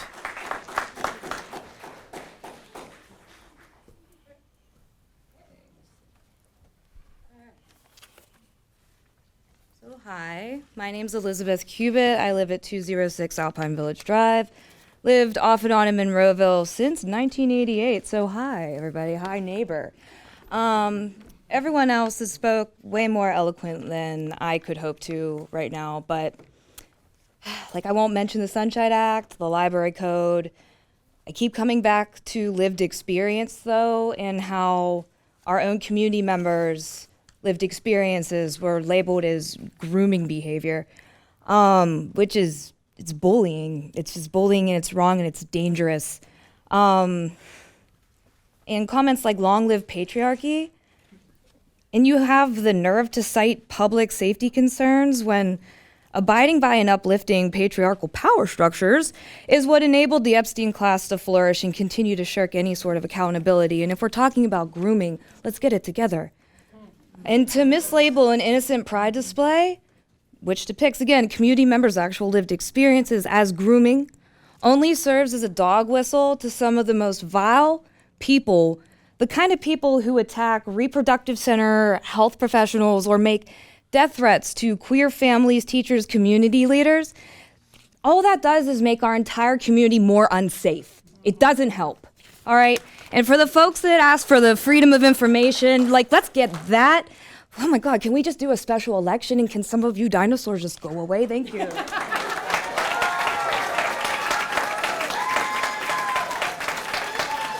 Nina Vecchio.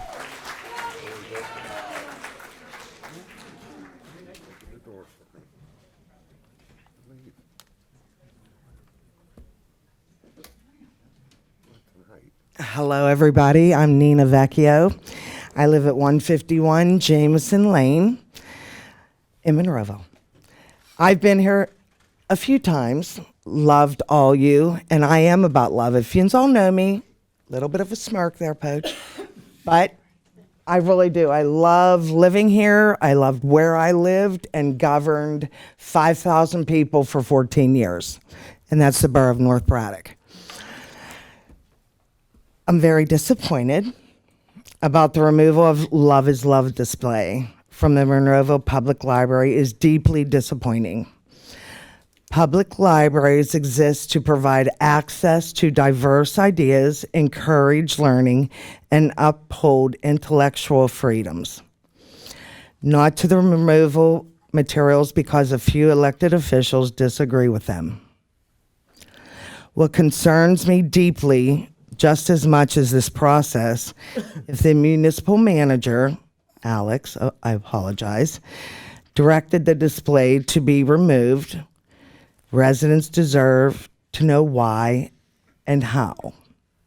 What authority was used to make this decision? Was there a public vote by council? Was the decision made in accordance with the Pennsylvania Sunshine Act? Transparency and accountability matters, especially when decisions affect a public institution. The library should be supported, not pressured. Library staff and the library board should be able to do their jobs without political interference. I also believe our community deserves leaders who respect differing viewpoints and govern for all the 28,000 residents, not just for ones who share their own ideas and their views. I strongly disagree with that. We are all here to govern everybody. I have a lot of opinions. Sometimes you'll hear them, sometimes you won't. But if you're going to hear them, you're going to hear them tonight. What happened here really saddened me. One of the strongest financially straight municipality is heading down the rabbit hole. And I'm hoping it's not, because we have other things that are more important. We have a lot of residents that are in trouble. There's food problems, there's school problems, there's kid problems. I really believe that the voters here need to hold the elected officials accountable. If residents are unhappy with direction our local government is taking, the ballot box is where we can make our voices heard. Unfortunately, a few of the people that made these comments are termed out. So we'll start anew. Monroeville deserves leadership that values transparency, respects our public institutions, and protects the freedom to read and learn. Thank you very much. I appreciate you. Thank you, Nina. Mallory Grants.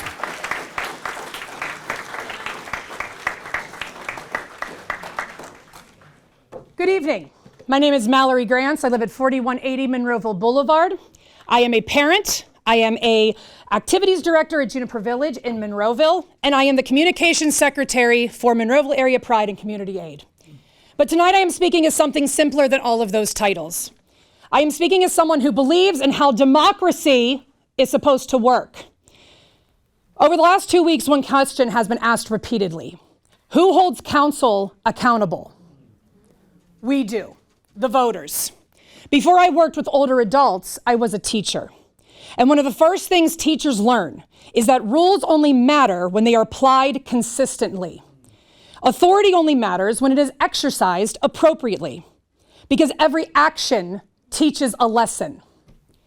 Over the past few weeks, our community has experienced a civic moment that many of us have never seen at this scale in Monroeville. After a member of this council posted publicly a horrific accusation of harmless community and contributed to veiled threats to the library's Make budget. sure you're directing at me, please. I'm sorry. More than 70 residents, parents, taxpayers, and neighbors and library patrons attended a library board meeting to show their support for the library. At the conclusion of that meeting, the library board made its decision. Whether people agreed with that decision is beside the point. The process worked. Public input was received, the board deliberated, and a decision was made. What concerns residents is what happened next. 4 days later, that decision was reversed, not through a public meeting of council, not through a vote, not through an ordinance or a resolution, but outside the public process that is supposed to govern municipal action. The Monroeville Home Rule Charter is clear that council exercises its authority as a body through public meetings, votes, ordinances, and resolutions. It is also clear that individual council members do not possess authority on their own and are not permitted to direct municipal employees outside the established chain of command. Likewise, municipal ordinance assigns authority over library administration to the library board.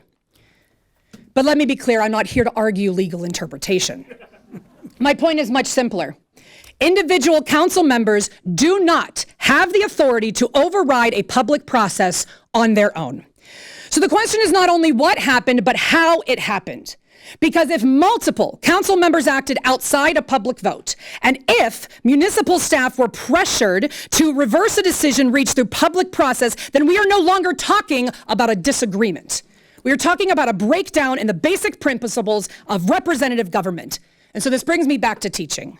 When you give students a rule and then ignore it when the outcome becomes inconvenient for you, then it's all out the window. You teach that rules are optional for people with enough influence. So I have one question for this council. What did this council teach our community? Because this is bigger than one decision or one display. It is about whether the boundaries of government authority actually mean something. Like many communities, we often struggle with civic engagement. We elect unopposed candidates. Many residents pay little attention to local government until something forces them to. And perhaps that is part of why this situation unfolded the way it did. Because for a long time, not enough people were paying attention, but we are paying attention now. Across the country, many people have become concerned about what happens when officials test boundaries, bypass established processes, or act as though accountability is optional. We may not be able to control what happens in Washington, but we can decide what happens in Monroeville.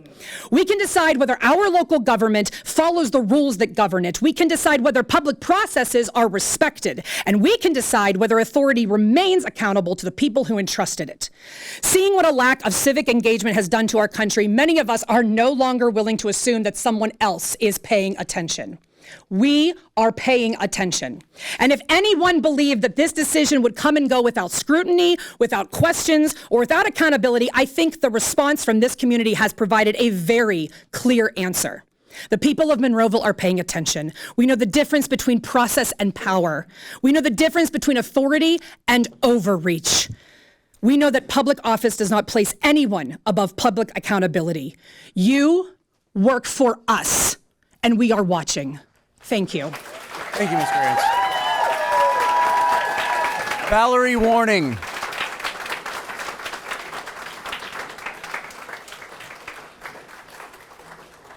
Valerie Warning.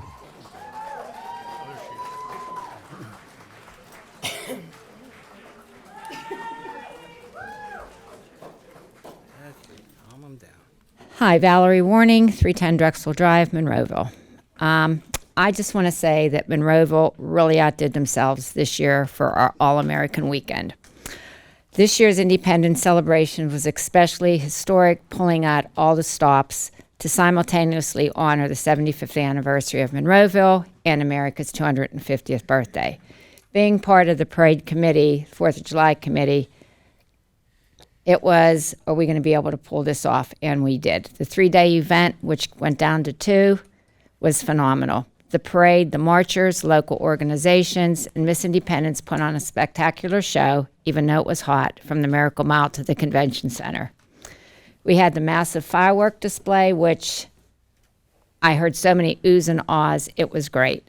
And I just want to say a huge thank you goes out to Mr. Paul Estock, Public Works, the administrative staff, the emergency management, volunteers, Monroeville Police and Fire Departments for ensuring that the multi-day logistically complex event remained safe, organized, and deeply memorable for everyone who attended. Thank you. Thank you, Valerie. Michael Bear.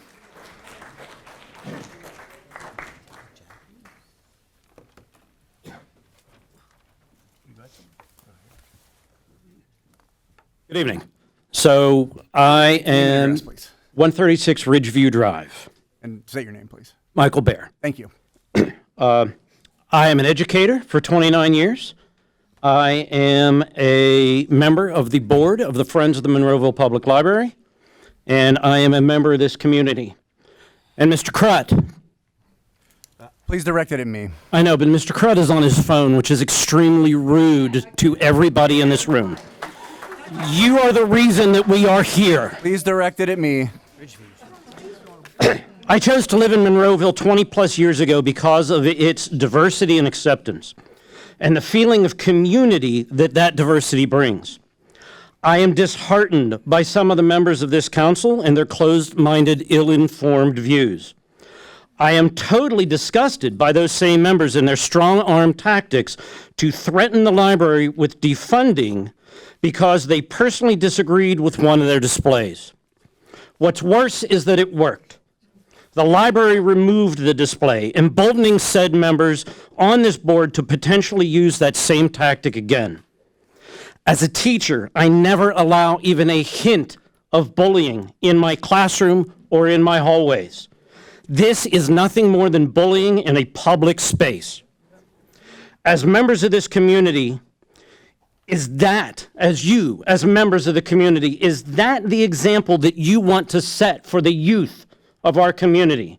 That you can sit there and you can bully institutions in this area? Threatening people or institutions that didn't do what you wanted them to do, because that seems to be the tactic that some of you are employing. Let me ask you something else. In the fall, I'm going to be displaying my collection of fossil replicas from fossil sites all over the world. When I labeled that there are ages or in the tens or hundreds of millions of years, are you going to threaten the library again because someone in this community thinks the world is only a few thousand years old?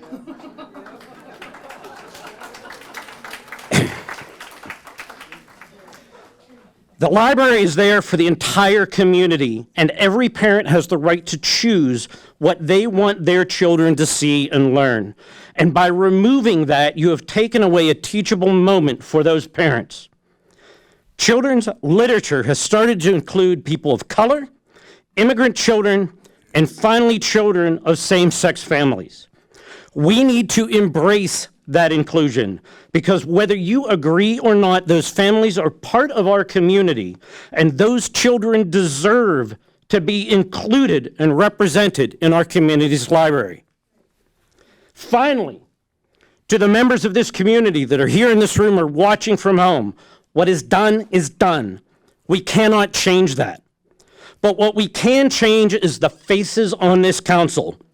Change happens in the voting booth. And if you are angry at the events that have transpired recently, then you need to vote these people out of office. Thank you, Mr. Bear. Jim Brown. Jim Brown? I just talked to him. He'll be in. There he is. Yeah, he was singing that song. Thank you very much, Mr. Mayor. Thank you. So just state your name and your address, please. Yes, sir. My name is Jim Brown, and I'm a resident of Monroeville, 412 Luzerne Drive, Alpine Village neighborhood. Okay. For those of you who may not be aware, I previously served on this council for 12 years. And therefore, I think I can safely say that I am intimately familiar with the processes and procedures related to the management and governance of the municipality. That being said, I can tell you that it is not unusual for the municipal manager, as the chief executive of the municipality, to make executive level decisions based on impromptu and informal input from the members of council. We used to refer to it as the polling of council. It's not unusual and it was not uncommon. Every municipal manager in Monroeville's history has engaged in the practice. And the current issue is just the latest example of this long established standard. It's easy for people to say that they don't like it or they don't agree with it. And I can honestly say I didn't always like the process, especially when I found myself in the minority. But nevertheless, it is what it is, and there was never any doubt over the legality of the practice. And one final comment on the issue at hand. To the members of council, I would say, if it is indeed the practice of the municipality going forward and its library to celebrate Pride Month, my question is this: what are you going to do with the other 11 months? Which month are you going to set aside to promote humility and gratitude? Which month are you going to set aside to promote piety and virtue? These values are truly diverse, as they are exalted and revered worldwide by Christians, Muslims, Jews, Hindus, Buddhists, and you can go all the way back to the Zoroastrians of ancient Persia. Are these values not as important to the municipality of Monroeville and its children? That's a rhetorical question that I'll leave for you to ponder. Thank you for your time. Thank you, Mr. Brown. Lisa Shaw.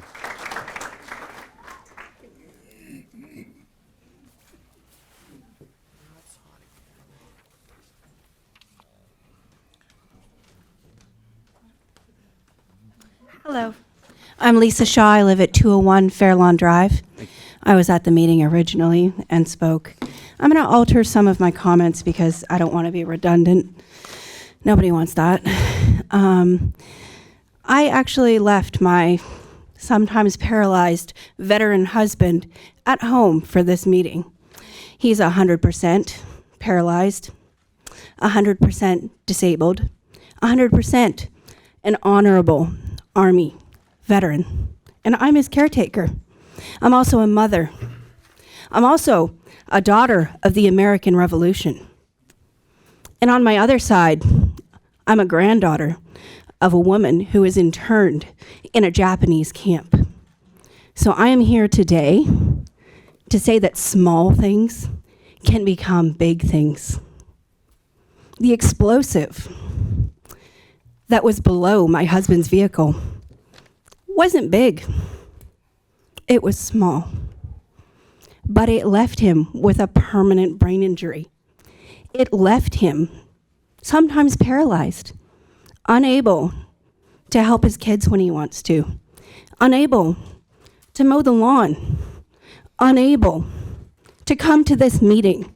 He's watching, but I'm here to represent him. I'm here to represent my country.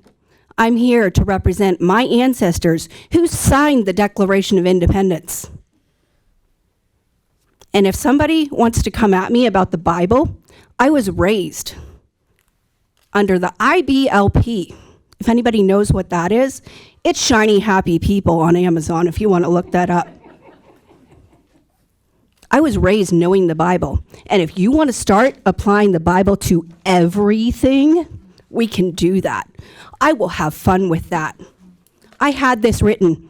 I didn't follow it, just like many of you don't follow the Bible.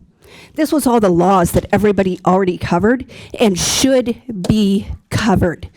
Everybody should be held accountable. Just like we tried to hold the king accountable when we wrote the Declaration of Independence.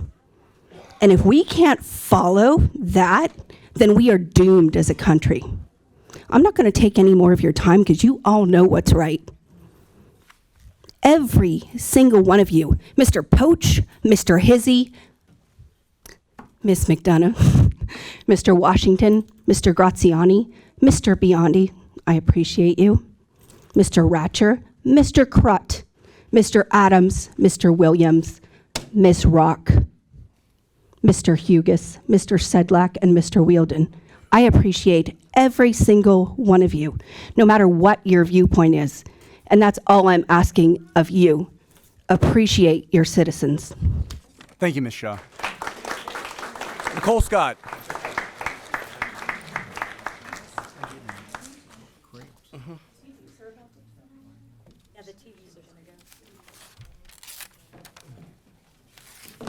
Hello.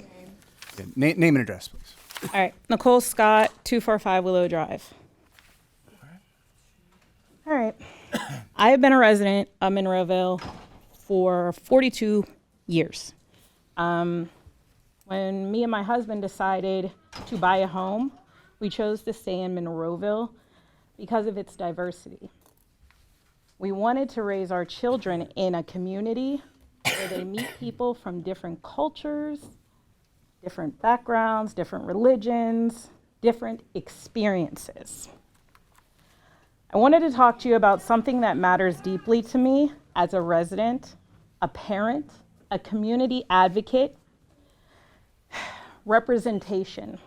Monroeville is parents, grandparents, teachers, business owners, first responders, veterans, volunteers, immigrants, LGBTQ plus residents, and families like mine raising children with disabilities. We are all Monroeville. That is why I expect our elected officials to represent all of us, even those who may disagree with policies. Over the past month, Councilman Bill Crutt has posted content on social media that I find concerning, including graphics, comments that target immigrants, diversity efforts, and LGBTQ plus people. Everyone is entitled to their opinion, but I question whether this rhetoric reflects the responsibility of representing the entire community. When you are Black, an immigrant, LGBTQ plus, or part of another group mentioned in these posts, it does not feel like representation. It feels like being singled out. For years, our library celebrated diversity through educational displays, including pride displays. They do not hurt anybody.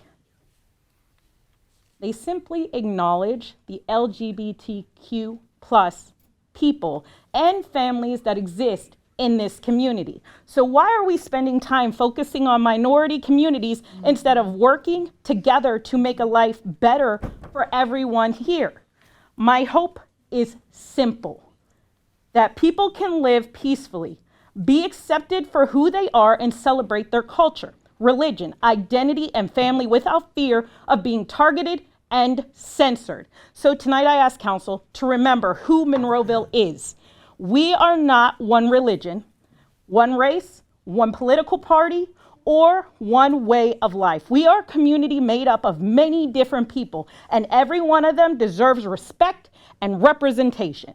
I also ask council to consider whether Councilman Bill Crutt's public conduct reflects the responsibility of representing the entire community. In my opinion, it doesn't.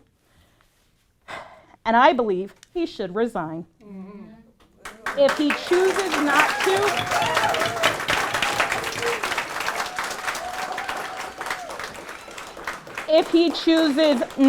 to, I hope council will publicly affirm that Monroeville welcomes and values all its residents.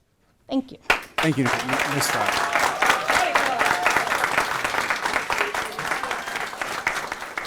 Casey Carrerio. We got more seats in here if you folks want to sit down. Yeah, there's more seats in here if anybody needs to sit down. Thank you.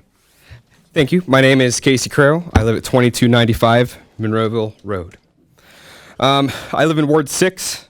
My wife and I both live in Monroeville. I want to say that I support the library and the LGBT community. I think it's important for me to say that I am Catholic, and I do still support, and I'm sorry for the people in the LGBT community that have been experienced hate and discrimination from people of my faith. I'm sorry. Monroeville has always been a very diverse and welcoming municipality. Many areas in Western Pennsylvania are really just ethnically white and black dichotomies, but that's not the case in Monroeville. I really do appreciate that. My wife and I decided to set our roots down here, have our kids go to school here, and experience childhood here because of that diversity that is represented here. I really do believe that. We have a very large Muslim community here. I love that. That's awesome.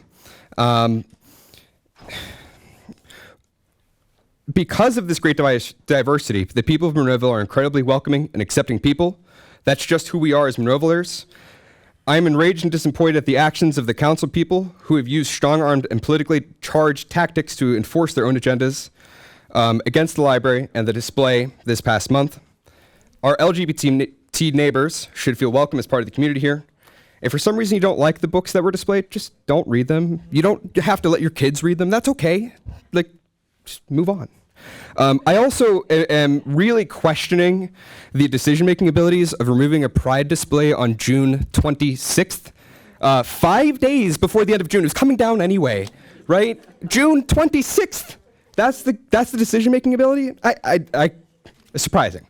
I'm a former teacher. I worked in a school district for 6 years. I decided to leave the profession because it was time for me to move on and focus on my family. I've had hundreds of students over my tenure.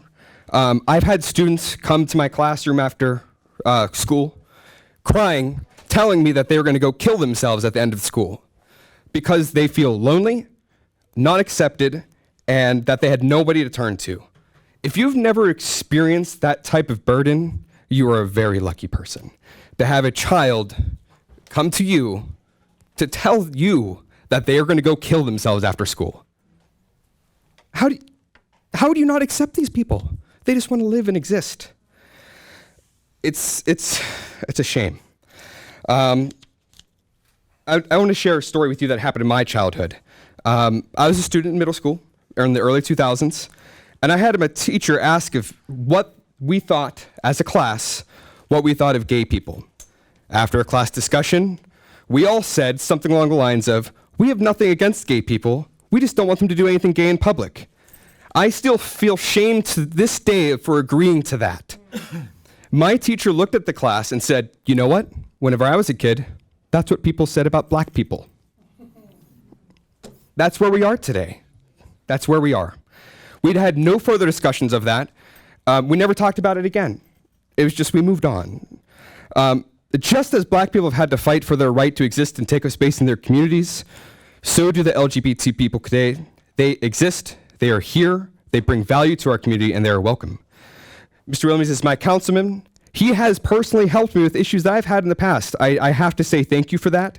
You've done good work on this council, including most recently, I believe last month, you did some really nice things welcoming and helping the Muslim community. Thank you for that.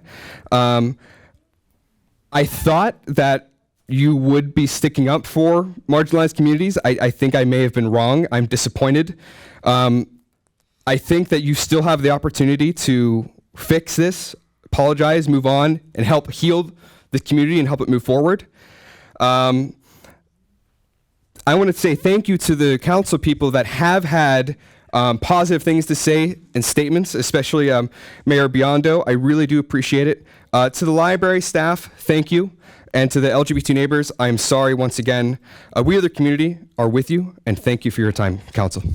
Thank you. Thomas Happ.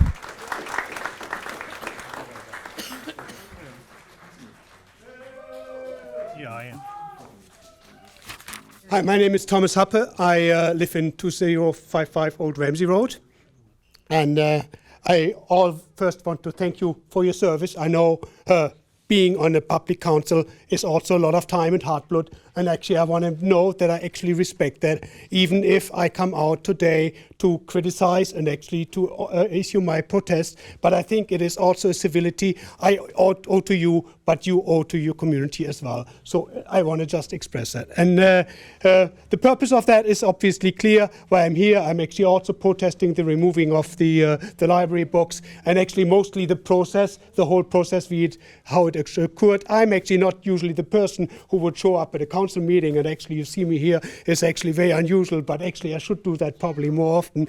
But you hear also my accent, so I'm German, so I only live in Monroeville actually now for 18 years. I lived most of my life in Germany for 38 years, and then I was signed off a business assignment, came to the US, and was welcomed here, very, very much welcomed here, and then actually started to live here because my wife also wanted to live here. I also want to disclose my wife actually works for the public library, but that's not what I'm here actually, and you're going to find out why I'm here very quickly because I explained that to you. I actually grew up, as if you grow up in Germany, and actually want to try that, make that very quickly, but if you if you grow up in Germany, you actually after World War II, you actually constantly basically think about, and actually you are educated about the mechanisms of fascism, what happened during the Nazi period, and all those of times. When I saw last week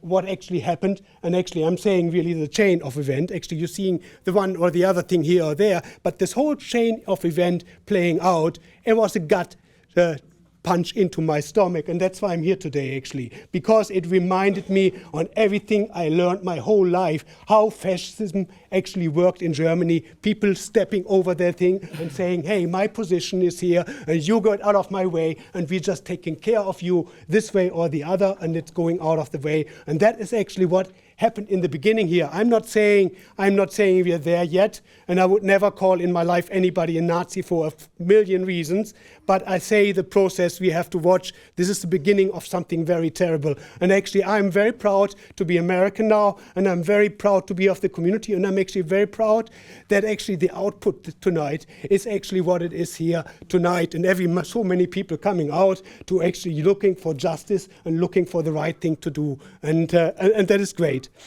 So I want to, there has been so many things said tonight, actually. I just want to say and actually focus on some things which haven't been said, maybe giving some other aspects. I agree with what a lot of the speakers have said before me, but actually I want to talk a little bit about professionality. And actually I worked in all of my life for large corporations, Fortune 500 companies, and I had the privilege to actually work all in the headquarters of those things. I was close to the CFOs and the CEOs, and actually I also was an auditor. I was a member of several investigator institutions, because as I thought, I was a member of the Association of Certified Fraud Examiners. I was a member of the internal auditors. And actually, I recognize that we have a police investigator who actually all started this process. And that is actually very troubling to me. I actually recognize that somebody with that life experience and having that much service actually has earned some respect for that. But actually what happened last week goes against any principle any of those organizations have in any of their ground rules, in any of their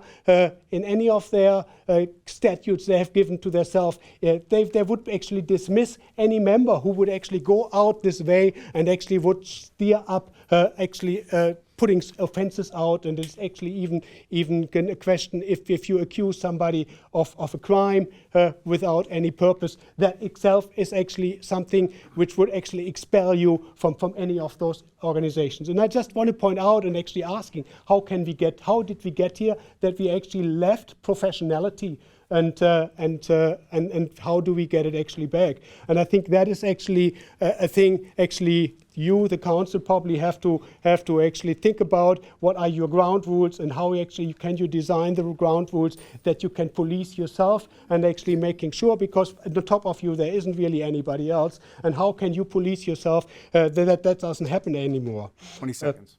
How much? 20 seconds. 20 seconds? Okay, I want to say something about the Monroeville Public Library. I have worked, as I explained, on the top of many good organizations. And if you work there, you have to actually make sure that you have the highest level of professionality. I have seen that level, that actually even matching the highest and biggest companies in this company. I have seen the same professionality in the public library. They're doing benchmarking, they're doing data analysis, they're doing they're having processes to actually review everything they're doing, and then they put the book display out. They're having professional top thing work, and actually living in this municipality actually also gave me the impression that we actually have a municipality which is actually top of the art and actually better than the neighboring countries. So thank you very much for your service. Thank you. Thank you. Tony Walker. Tony, you're up. Those accents most of my life, so.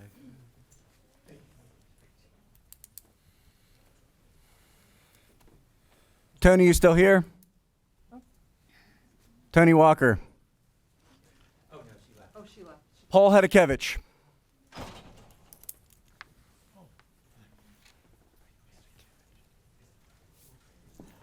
Long overdue. My name is Paul Hedekevich. I live at 2126 Grandview Avenue. Can you talk in the mic? Yes, certainly. Thank you. I'm a 69-year-old gay man. I have lived in Monroeville for approximately 60 years. My 90-year-old parents still live in Garden City in the house that they bought there. So they've been there for 70 years. As a boy growing up in Monroeville, I was abused, molested, and raped by religious leaders, employers, and educators. The really sad part was that due to my very Roman Catholic upbringing, I believe these atrocities were my fault. Subsequently, I never told anyone of these crimes. I knew at a very early age that I was different from other boys in my family and in my classroom. I played with the girls on the playground and was attracted to other boys. Who I was, sorry. Take your time.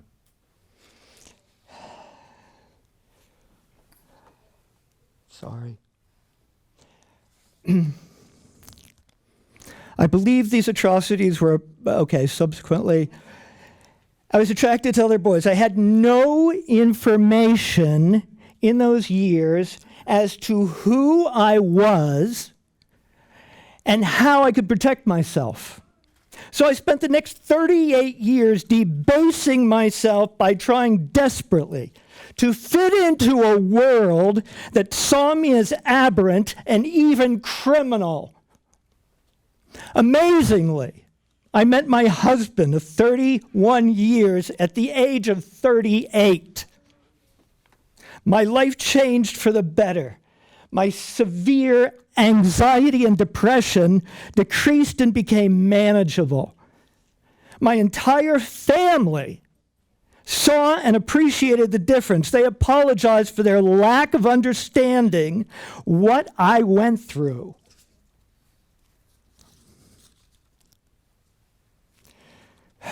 The council members and municipal manager who forced the library to remove the Love is Love display have exacerbated my sadness, anxiety, and rage. You sent the message once again that I am a second-rate citizen, along with our gay, transgender, and binary children, non-binary children. A group you believe should be disenfranchised from having access to information that helps develop self-esteem and compassion. I believe the community deserves better than a bigoted minority to play out their ignorant hatred for fealty to a monstrous federal government. I ask that the bigots on council resign immediately or be legally removed from their position in order for authentic, community-minded folks to prevail. I want to say one more thing. I had a yoga teacher, a very amazing man, who said, do you know what the most extreme act of arrogance is? The most extreme act of arrogance is to say that you know the will of God. Thank you. Thank you, Mr. Hedico.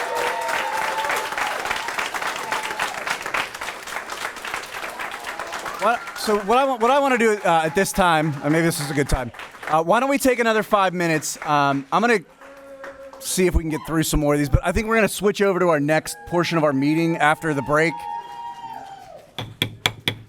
We're gonna switch over to our next portion of the meeting after the break. So we'll be in recess for now. Thank you.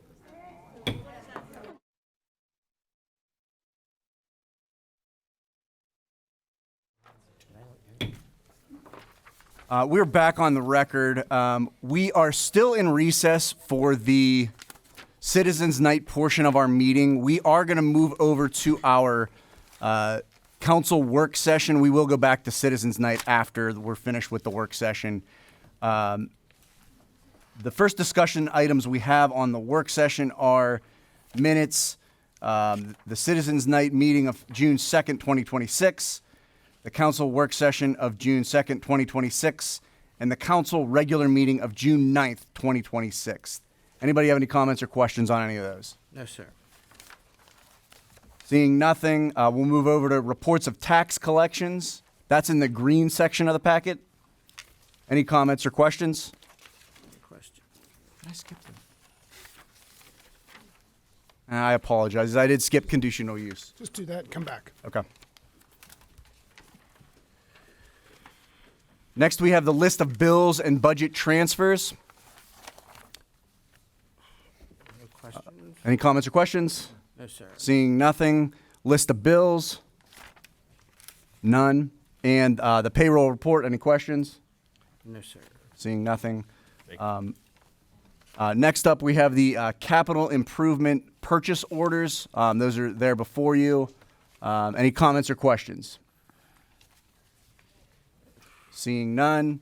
Next up, we have bids and proposals. Who wants to handle that? I'll just quickly say there's two of them. You can read them yourselves, but the information is in the packet. One's dealing with the surplus auction that we just recently conducted, and the second was the bids related to the 16 traffic lights along Route 22. Next up, we have motions. That's number 9, Mr. Graziani. Basically, we're looking for council's permission to advertise moving the regularly scheduled workshop meeting, which is generally or is always the first Tuesday of each month, to the first Thursday of the month of August due to National Night Out. And we'll need to advertise that quickly. And number 10? So this also is related to advertising the capital budget. Last year, we did the capital program for the first time, and we're looking at adopting the 2025 to 2030. And again, if we adopt it in August by ordinance, we will look at the 27 year at the budget when we do the budget in December. So stay tuned for that. We're just looking for permission to advertise the ordinance. And next we have development applications, and we'll do the conditional use hearings now.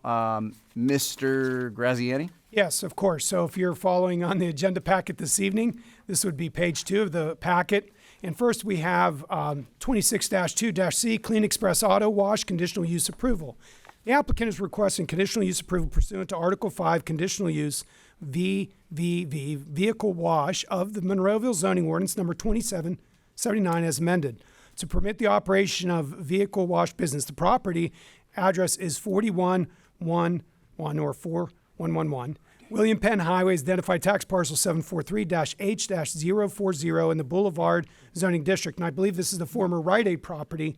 at the corner of what would be Center Road and 22. Correct.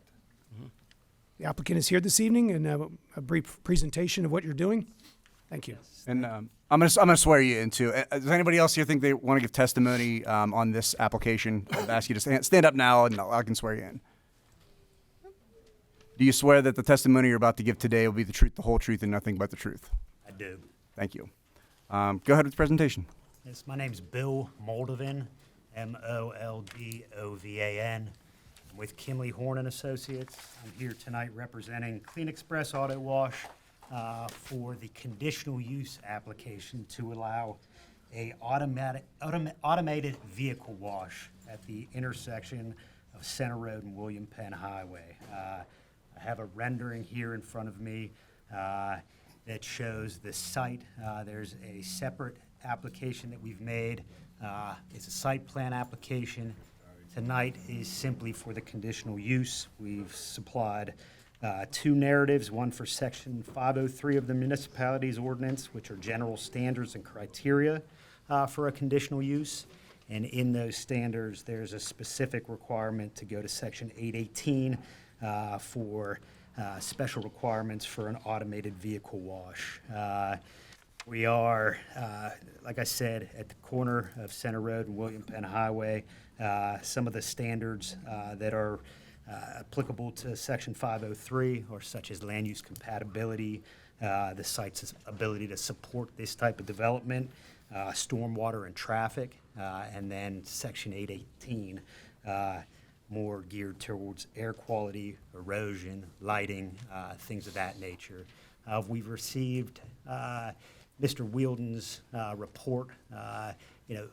We essentially comply with all of the requirements. We haven't asked for any variances. We haven't asked for any waivers.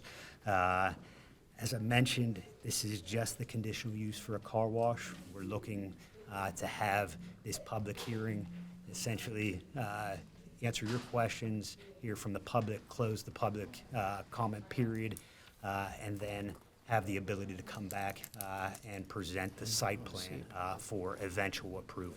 Can we get that full plan, full view on that? Jared, can you pull up the? Thank you. Okay.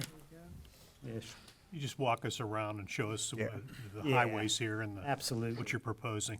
So this is William Penn Highway, Center Road. We are at the northeast corner. It's the existing Rite Aid site. You can see the footprint of the Rite Aid. It's my understanding that there's a separate application for a drive-through establishment adjacent to the car wash. This kind of this rectangular shape was the tunnel itself of the car wash. We're utilizing the two entrance points that exist on the site, a full access point onto Center Road. So that's left turns in, out, and then there's a right turn in, right turn out only on William Penn Highway. As you enter the site, you can either go and access 25 parking spaces where there'll be vacuum apparatus, or you can make a right-hand turn into stacking lanes. There's two separate stacking lanes.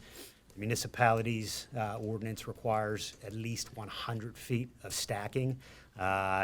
We have about 250 feet of stacking in this portion of the development with two separate bailout lanes, one before the pay station, one after the pay station. Some of the criteria from the municipality's code is in terms of traffic. We've received that traffic letter from the municipality's engineer. So whenever you come in with your site plan, I assume it's going to show the building, the existing building being taken out and what's going to be in the place of the existing building, right? Yes, it will. Yeah, okay. Yeah. I mean, at this point, this graphic does show the proposed building, but we do have a demolition plan that's associated with our site plan application. Great. Has the other portion of that property come through Planning Commission yet? It's coming through this month. They're a month behind them. Okay. And that's a drive-through, so that'll be a conditional use also. Correct. Okay. Do we have to split the lot or anything along those lines? They're also doing a conditional use for planned group units so that they can have multiple principal structures on one property. Okay. So it's covered. They didn't want to do a subdivision. They're going to have a shared property line with reciprocal easement agreements. And then the water retention problems are, They have individual storm water for each. great. Thanks. Thanks, Paul. Thank you. Any concerns from, No, as Mr. Moldavon stated, we've issued 3 or 4 comment letters. They've addressed all the comments. Our biggest concern was traffic and queuing, but they far exceed the requirements. I think they can get over 50 cars in the queuing lane, so it shouldn't spill out onto Center. any comments or questions from council? Done. Yeah, I have a question. Go ahead, Bob. Bring that site plan up again. Can you pull it up, Jared? Yeah, on that entrance and exit road onto Center Road, is there going to be a full drain grading across there for any excess water come off of cars? There won't be inlets per se there, but we will be required to basically show the municipality that we're not increasing the water that's leaving this site in that location. I think what Mr. Williams is getting at is after the car goes through the car wash, sometimes it drips. Oh. I think he's worried about That's drips. right. Going out onto Center Road, that's right. After that is in this tunnel exit location. I apologize for misunderstanding your question. Yes, there will be a location for that water to be collected and reused before the vehicles exit. But what happens when they leave the tunnel and they go down to the exit ramp onto Center Road? Is there going to be a drain across that area? There'll be drainage on the site to collect that water Right. and rainwater as well that falls on the site. Okay, thank you. You're welcome. Anything else from council? Anything else you guys want to present? Do we need anything, Bob? Was that? Do we need anything else from? No, I think we're good. We have Paul's comments. That the planning commission indicated that they recommended approval, so I think everything's set for the meeting next Tuesday night. We need a motion to close the hearing? Yeah. We need a motion to close the hearing. Motion. Second. All in favor? Aye. Any opposed? Meeting's closed. Thank you. Thank See you you. next week. Thank you. Number 2, Mr. Graziani. This is for 26-3-C Fox Plan Self-Storage Conditional Use Approval. Applicant is requesting conditional use approval pursuant to Article 5 Conditional Use, Warehousing and Self-Storage Facilities of the Monroeville Zoning District Number 2779 as amended. To permit the operation of a self-storage facility, the property address is 113 Fox Plan Road and is identified as 856-P-351 tax parcel number in the Boulevard Zoning District. Applicant, please. Hi, everyone. My name is Emily Mitchell. I'm here with AR Building Company. And if you just raise your hand, I'll swear you in. Is the testimony you're about to give today will be the truth, the whole truth, and nothing but the truth, so help you God? Yes. Thank you. Go ahead. All right. Hi, everyone. So thanks for having us here tonight. I do appreciate your time. So I work with AR Building Company. You probably know us as a multifamily developer. We have built about 300 plus units in Monroeville over the last several years. Some of our apartments include Evergreen Apartments, Monroe Point, and Fox Plan Apartments. So Evergreen and Monroe Point just off the Parkway, and then Fox Plan Apartments is off of Fox Plan Road, which is where we intend to build this new self-storage. So this will be our first self-storage project, but we intend to kind of build and manage it just like we do our apartment buildings. So AR Building Company is a 50-plus-year-old development company, and I think we're a little bit different than other development companies because we build, manage, and buy the land and everything ourselves. So we're totally vertically integrated. So we're not a development company that will build things and sell it off. We build it for the long term because we manage it over the long term. And we intend to do that's the same with our new self-storage development. John here can kind of take you through our site plan and what we intend to do. Can we bring that site plan up before you talk? Yes. Just leave it, yeah.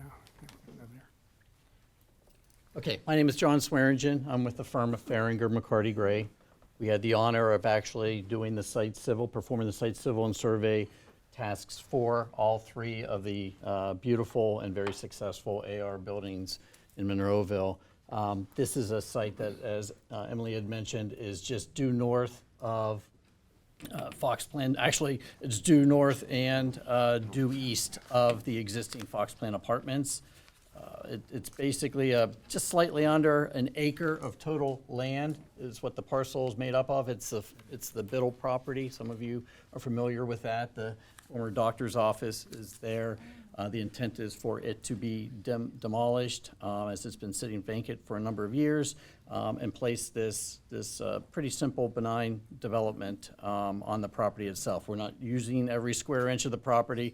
We're actually fitting it nicely in the middle with some buffer planting on at least two of the three sides that are abutting adjoining properties. Access to the property itself will be directly off of Fox Plan Road. We will have an ingress and an egress point. Primarily, that was the reasoning for that was in order to get the fire truck to maneuver safely through the site. So we needed two entrances and access points to Fox Plan Road. For that reason, we will have a gate system for ingress and egress. They will be basically wired, connected to a secure system. There will be a 6-foot high chain link fence around the property, basically within the property and surrounded again by plant material. We're not wanting this to look like a detention facility. We want it to look comfortable. The units themselves, I can show a quick picture here. Again, pretty simple, very typical for self-serve storage units. The doors here, this is actually from the manufacturers, the entity that you are communicating with, Emily. This is from their website. This is showing step-down units. Our site's actually gonna be flat, so it's gonna be a little bit cleaner. We have a total of 72 units. 46 of those are going to be 10 by 10, and the other 26 are proposed to be 10 by 15. Each unit will have its own roll-up door. That's either gonna be 8 or 9 feet in width. The peak of each of these units is only 9 feet, so very small in scale. There's no multi-story facility proposed or building proposed on this site. Stormwater is very simple. Stormwater is basically handled partially on this site, and actually, because the facility was oversized for the Fox Plan apartments, due to municipal standards, we were able to actually use that for volume, and then we have water quality and rate control up on the site itself, buried beneath the pavement. That's it. Any questions? Are these exclusively for your renters at your apartment building? No, we expect that our runners will be our main customers, but it's not going to be exclusive to that, no. Mr. Well, do you have anything, comments? Nothing to add. Like Mr. Swearingen said, this is the old Dr. Biddle property. AR wanted to purchase this when they built the apartment building, but it wasn't for sale. It's recently come up for sale. I think it'll work out great with the apartment building because people in apartments are always looking for more space. Is this the one right before you get To the corner. to the corner? Yep. Yeah, okay. Okay, Yeah. okay. So it's directly adjacent to the apartment building. As Emily said, I'm sure their biggest tenant will be the apartment residents. Stormwater is not an issue, traffic's not an issue, it should work fine. I think the planning commission recommended both of these for approval. Correct. Mr. Williams? Paul, is there a sidewalk plan? It's already. Sidewalk. Yeah, sidewalk is included. Included, Sidewalk will be okay. built. Any other comments or questions? Do we have a motion to, yes. Did you, were you sworn in? Go ahead and stand up, I'll swear you in. Go ahead and raise your right hand. Do you swear to tell the truth, the whole truth, and nothing but the truth? Yes. Okay. Jennifer Hoff, 110 Fox Plan Road. I live directly across from it in a house. Sorry, what did you say your address was? 110 Fox Plan Road. Thank you. I was concerned about, first of all, the chain. Can you talk into the microphone, please? No, the one right Oh, here, okay. Right there, that's I was concerned about the chain link fence being unsightly. And I have a couple questions, and I noticed too that they put shrubbery against where there are apartments, like to protect against the apartments, but nothing to protect the unsightliness from my house, because my house is directly across from it. A chain link fence is not an adequate buffer for the resident who lives across from this development. It won't block the lighting, headlights, or the view of the storage units. I respectfully ask that the board require a substantial evergreen landscape buffer or mature trees and an attractive privacy fence or masonry wall where the property borders or faces my property. Can they supplement the chain link fence with a solid decorative privacy fence or masonry wall? Will the light be fully shielded and directed downward? Will there be a photometric study showing how much light will reach neighboring properties? A standard chain link fence does very little to block headlights from vehicles, screen security lighting, and reduce the visual impact of a commercial facility.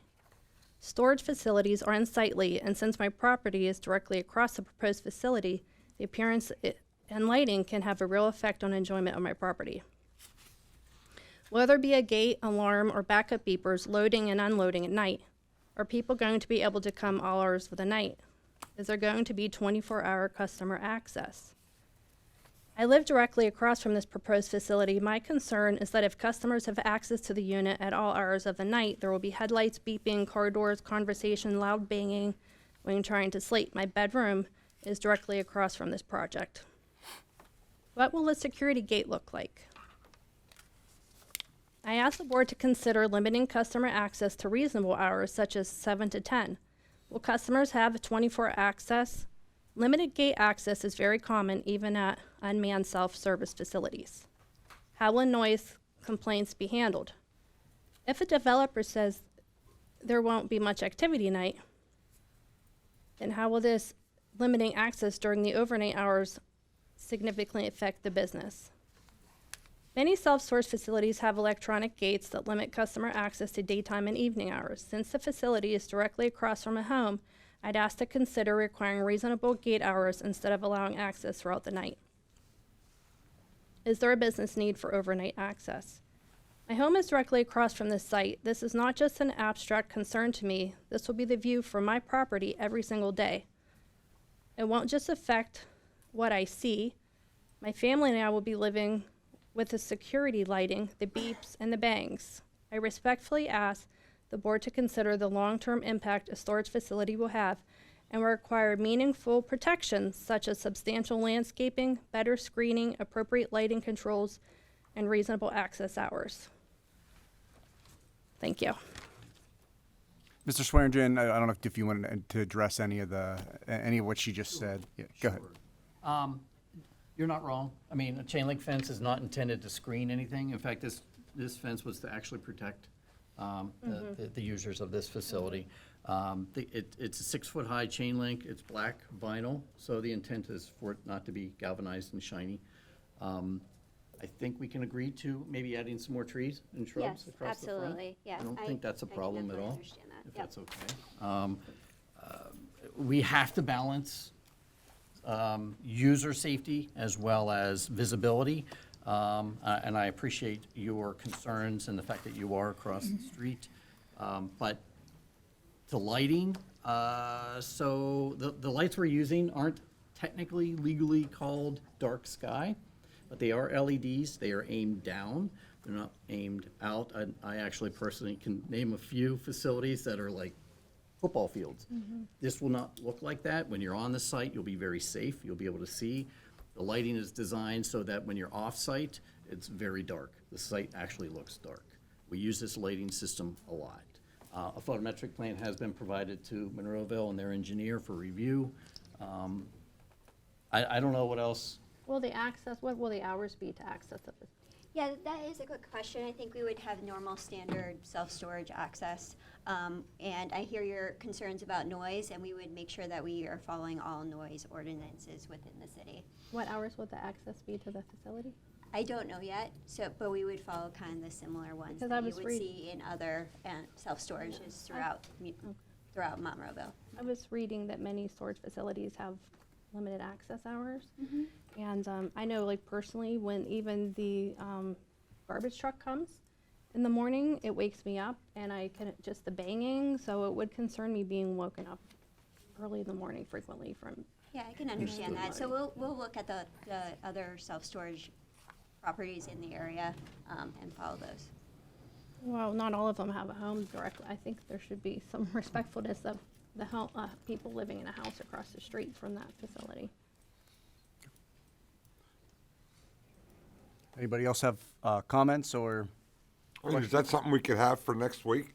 Yeah. Some type of Yeah. setup for the hours? Yeah. Sure, absolutely. We can update the landscape plan and submit that to the municipality probably in a day or two, and then we'll talk about hours. Yeah, let me just Okay. do a little research on what's existing in the community. I just want to make sure that we're meeting the needs of our users as respecting, of course, your property.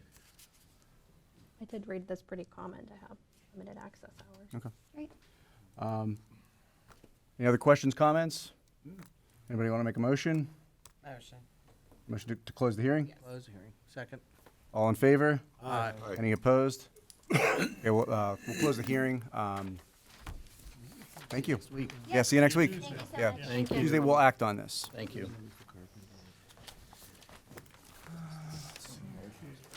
Want a card? No.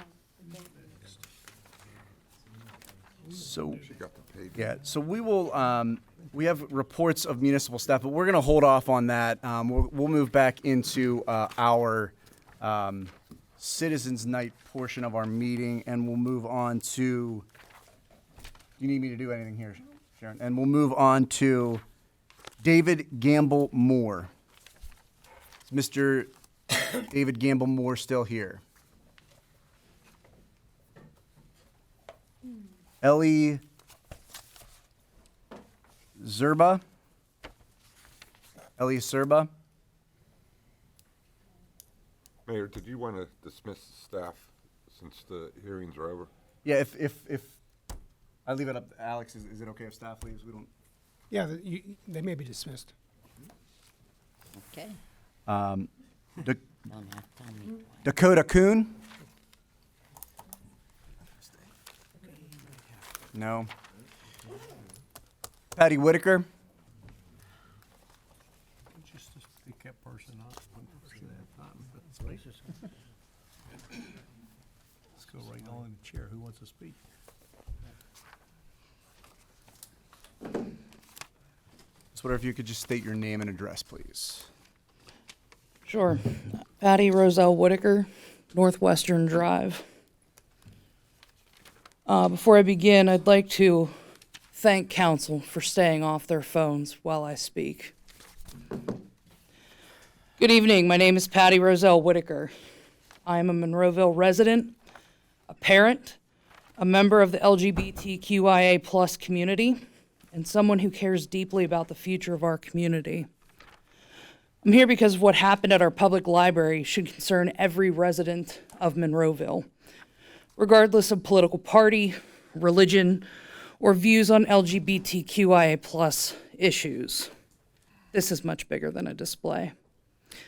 This is about government transparency, public trust, and whether elected officials believe they can pressure independent institutions into following their personal beliefs.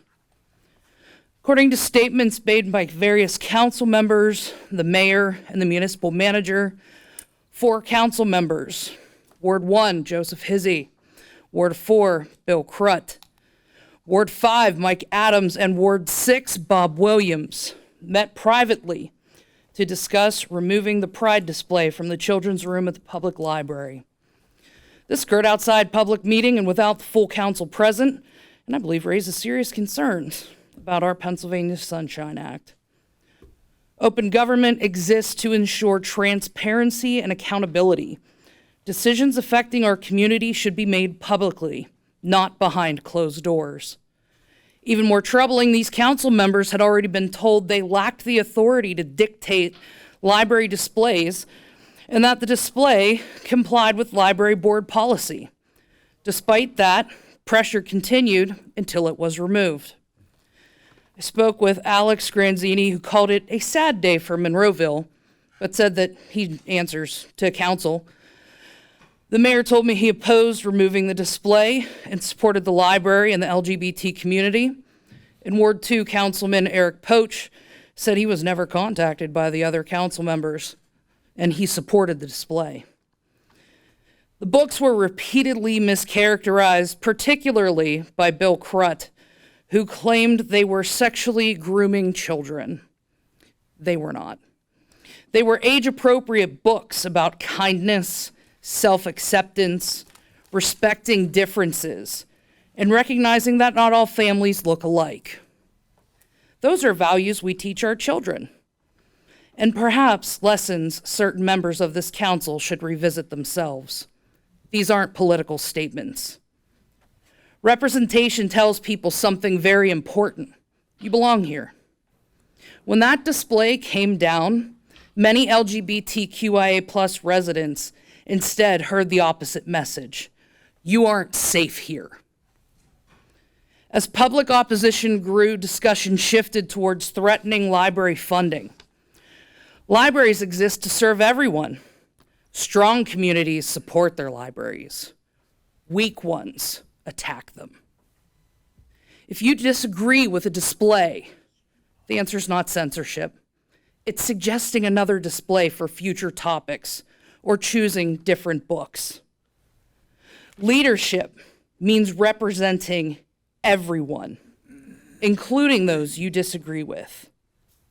This controversy has damaged Monroeville's reputation, projecting division and governmental overreach instead of a welcoming community. I have even been given news articles as far as the United Kingdom talking about our library and citing Bill's posts. Just make sure you're directing at me, please. Go ahead. If we want Monroeville to grow instead of age, we cannot continue sending the message that only certain families belong here. This doesn't even touch on the long-standing belief of separation of church and state. Interestingly enough, at the same time the Pride display was up, there was a display about Christianity across from it. The difference is the display was not met with negative pushback from those who are Jewish, Muslim, atheist, spiritual, or follow any other number of religions in the world today. The books in both displays can teach us so much, not only in their words, but as a literal example of how to exist in the same room with an opposing idea, which is simply to live and let live. That acceptance of shared space, even without shared beliefs, is the literal foundation of a solid community.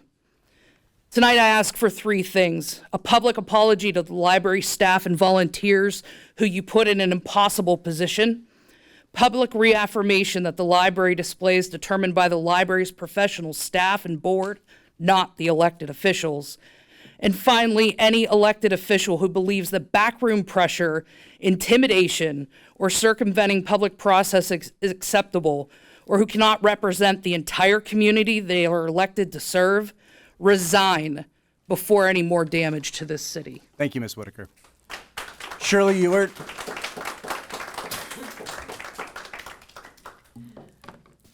Shirley Ewert, I reside at 1755 Mountain View Drive in Monroeville. Good evening. I am here tonight to express my support for Councilmember Bill Crutt and the other council members who supported his efforts to bring attention to the Monroeville Public Library's display policies and encourage a public discussion on this important issue. I fully support the mission of the public library to provide access to books, information, and a variety of viewpoints.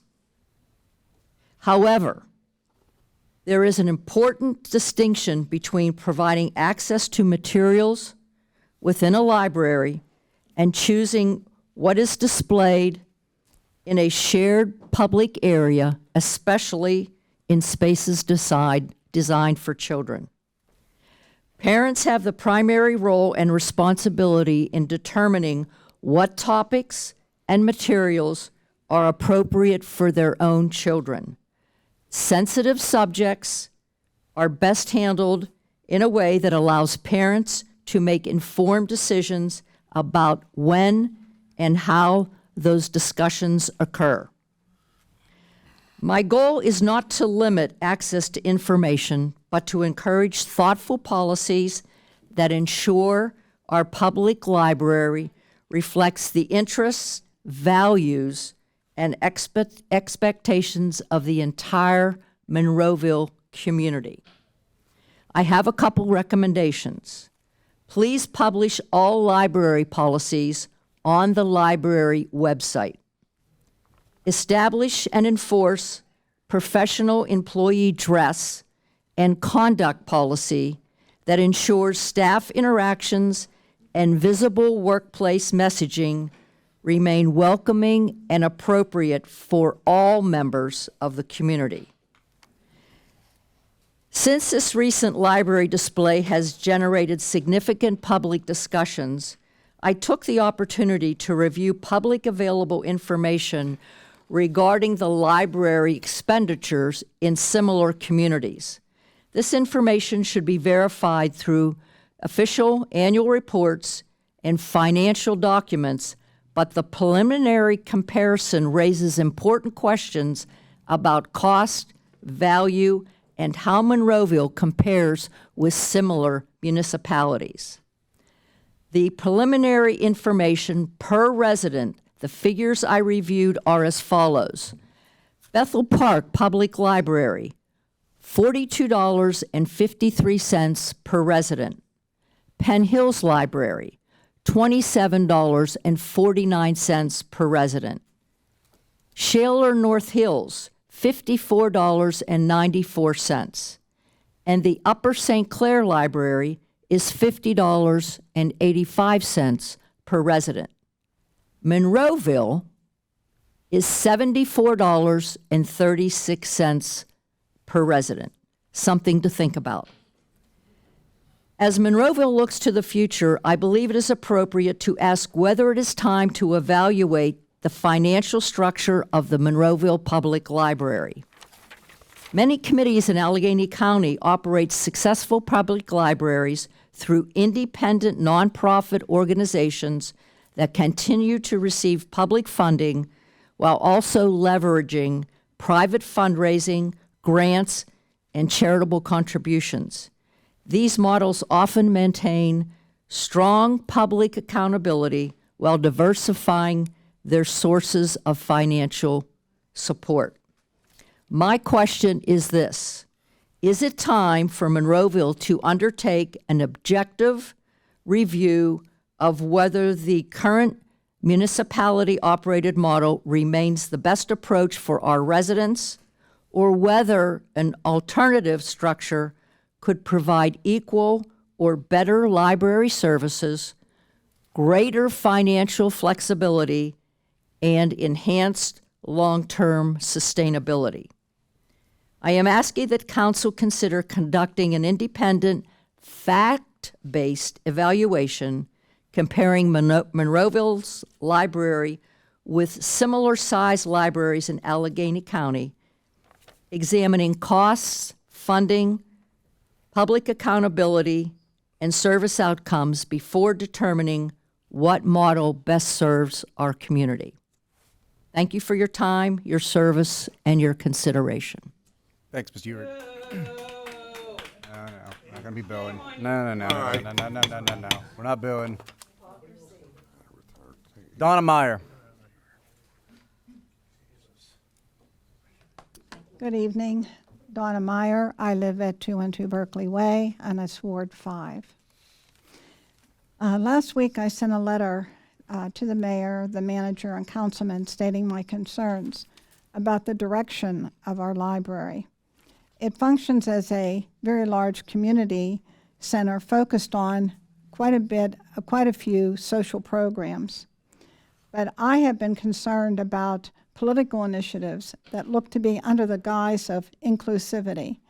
And the reason I'm mentioning this is I also noticed that two of the women who were reading to the children were wearing political T-shirts. T-shirts that said, "I am white, but not that white." It's inappropriate to be in front of children with a T-shirt such as that. And one of the remarks that I was thinking about as I'm listening to all of this evening is that we want this to remain open to everybody's opinions. Last year, with an organization, we tried to have the PA family come and talk to the public, and they did. In that meeting, I had asked if the library would advertise it with a flyer that I had. It was a free meeting, it was open, and because it was at a time with school boards running, we felt that it would be a really good time to have them come in and talk about some of the issues within our schools. They would not let me put that flyer up. And there have been other incidences too. So I'm just saying, if there's no political initiatives at that library, it should be open to everyone. There's a large bulletin board there, and they should allow people within reason. You certainly do not want advertisement that is inappropriate for children, but this was one for the public, and I was very disappointed. The other issue that we were talking about that everybody has mentioned has to do with the LGBTQ books at the library. Having the books removed didn't mean that they were banned. It didn't mean that they were removed permanently. They're just back on the shelves again, from what I understand. They're not locked away in a cupboard somewhere. So people can have access to them. And it's my opinion that going forward, it's essential that they develop some sort of a requirement for parental approval before these books are read to groups of children. I don't know if they do this already, but I know that with my great-grandchild and my grandchildren, when they were growing up, I would not want them to hear the material, but that is my belief and my choice.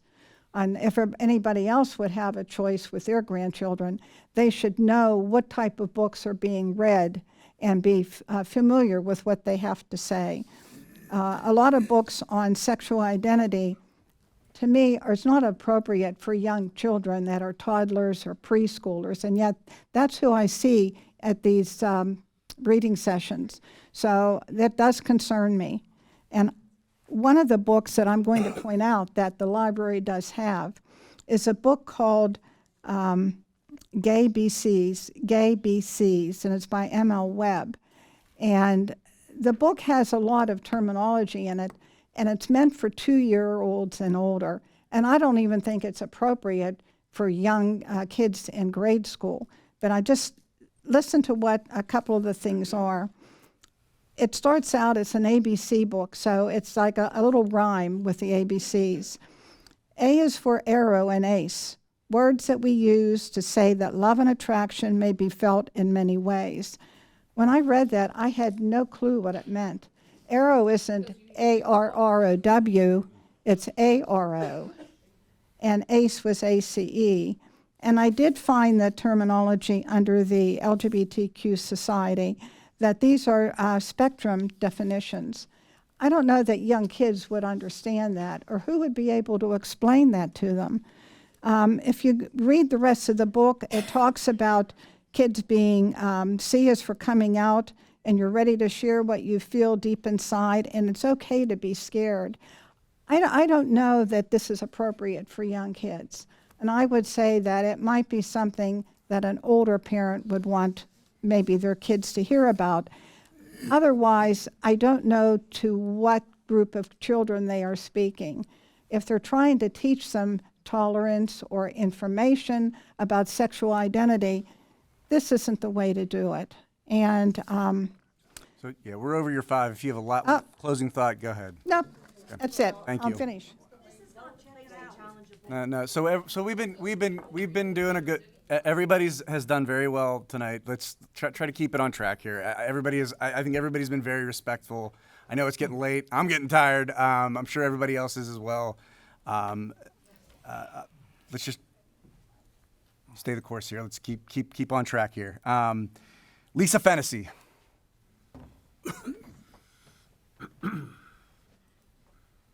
Hi, I'm Lisa Fennessy, 610 Greenleaf Drive. I'm in Ward 7. Mr. Mayor, Council, thank you. I was very quick, but now that I've waited so long, I have extra things that you're going to have to listen. I love everybody. My faith tells me to do that. I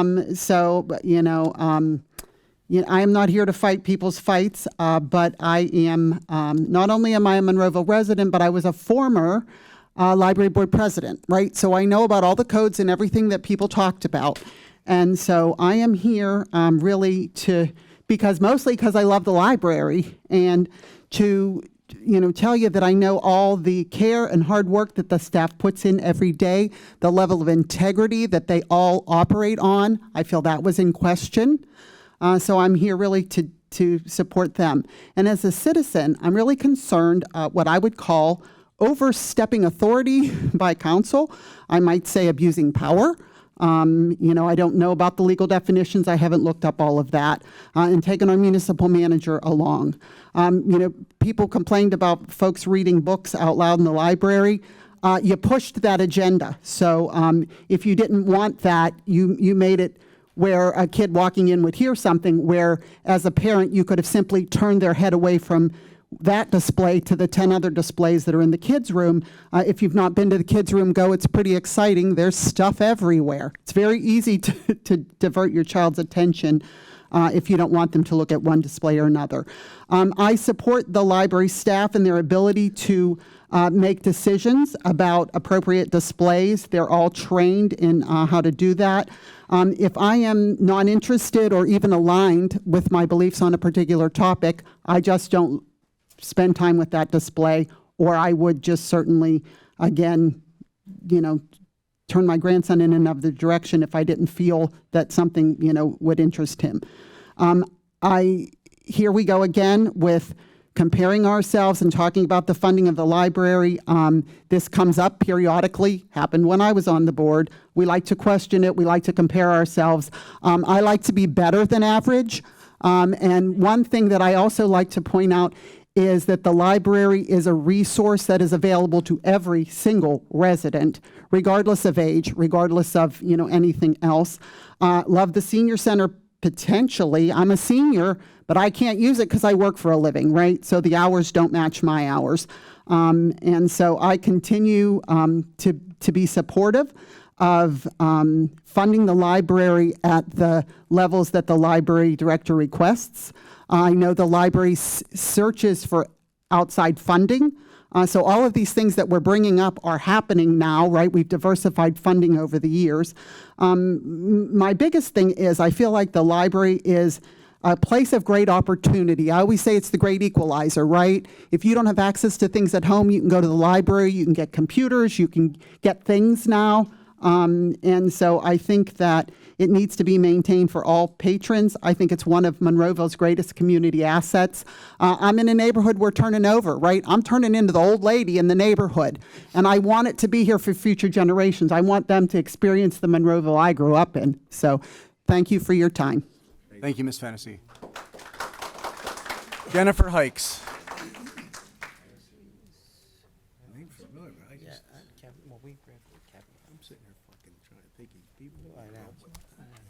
Thank you, Mr. Mayor. My name is Jennifer Hikes. I live at 631 Illini Drive. I am a Ward 4 resident. And I am also a proud supporter and user of our local Monroeville Public Library. The staff there have always been helpful and kind, and I trust them to know their materials and to make their best judgment about what is and is not appropriate for readers of different age levels. What I do not trust, and what concerns me, Mr. Mayor, is a councilman who threatens to hold the library's funding hostage on beliefs of indoctrination. Representation is not indoctrination. Existence is not indoctrination, and books are not the enemy. Bill Kretz's behavior and statements are unbecoming of his position as a council member, and Monroeville owes it to our public library and its staff to protect them from bullying, threats, and intimidation. Thank you. Thank you, Ms. Hikes. Christy Caprera.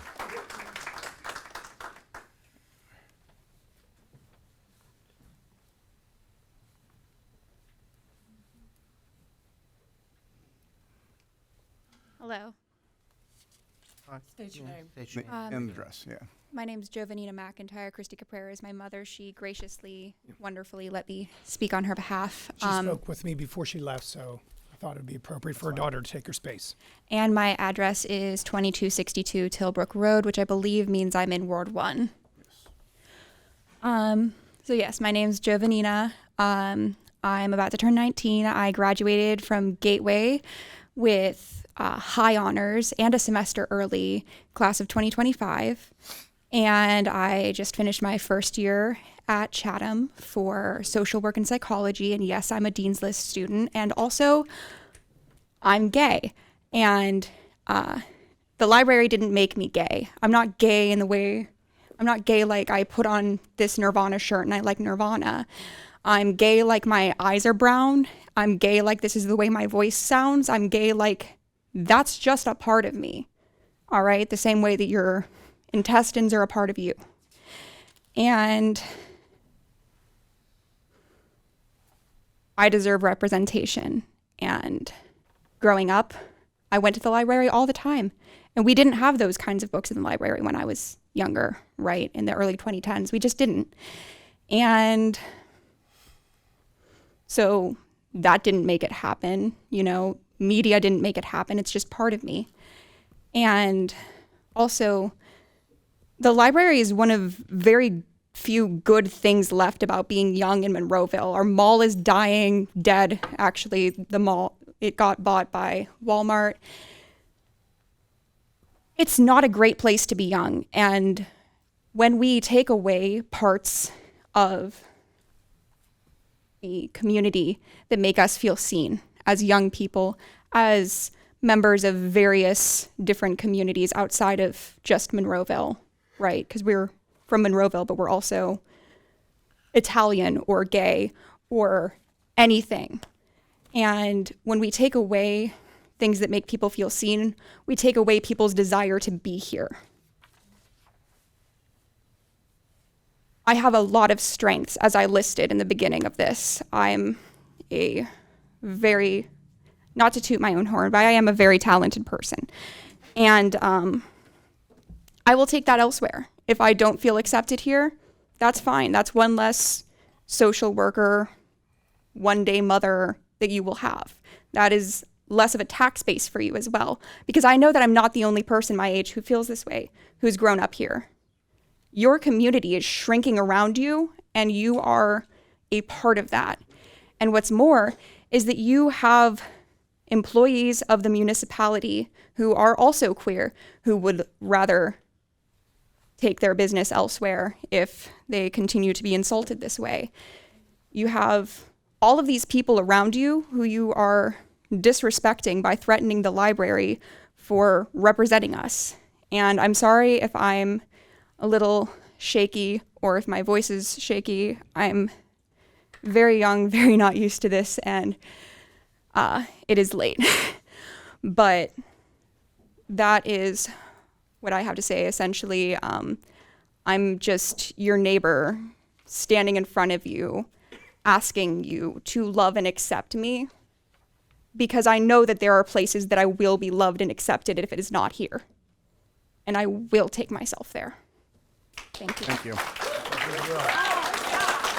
You did well. Millie Gregor?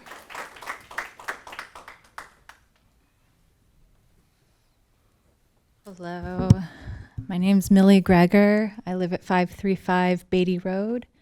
Thank you all for staying so late. I appreciate it.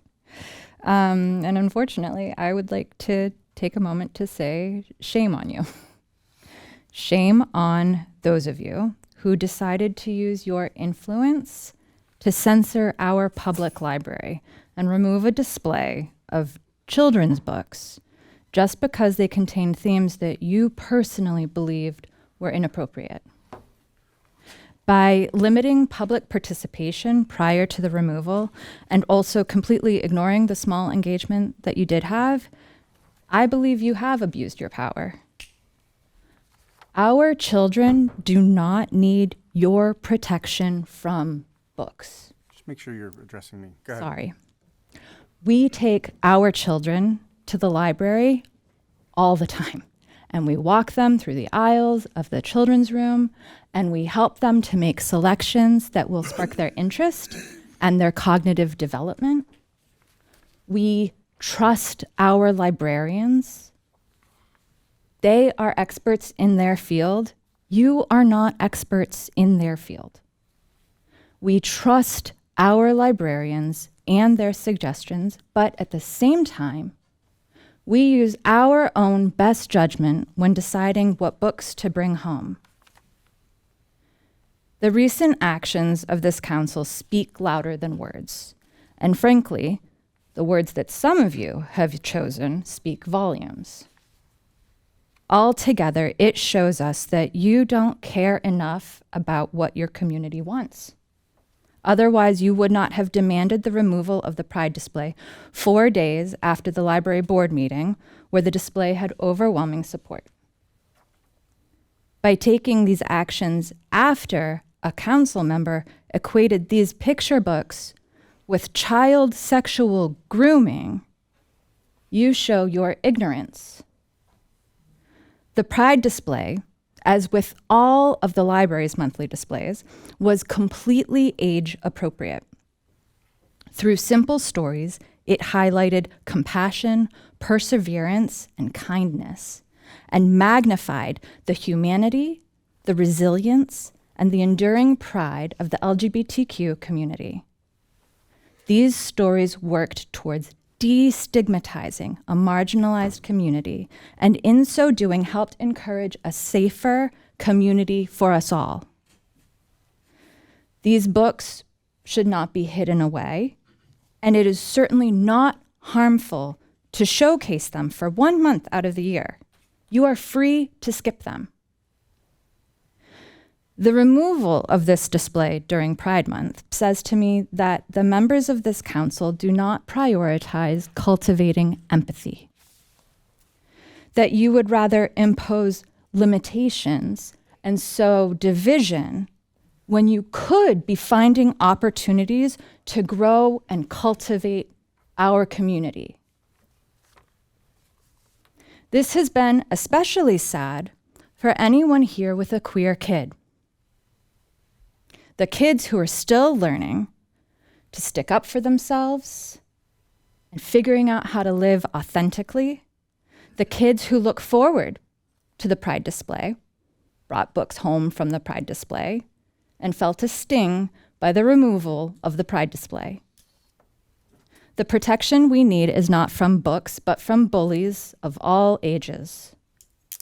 I firmly believe in the importance of our kids reading more books, culturally diverse books, books with hard truths that are age appropriate, books that will expand their worldviews beyond just the tips of their own noses, and books that can teach them how big the world is and also about the ties that bind us.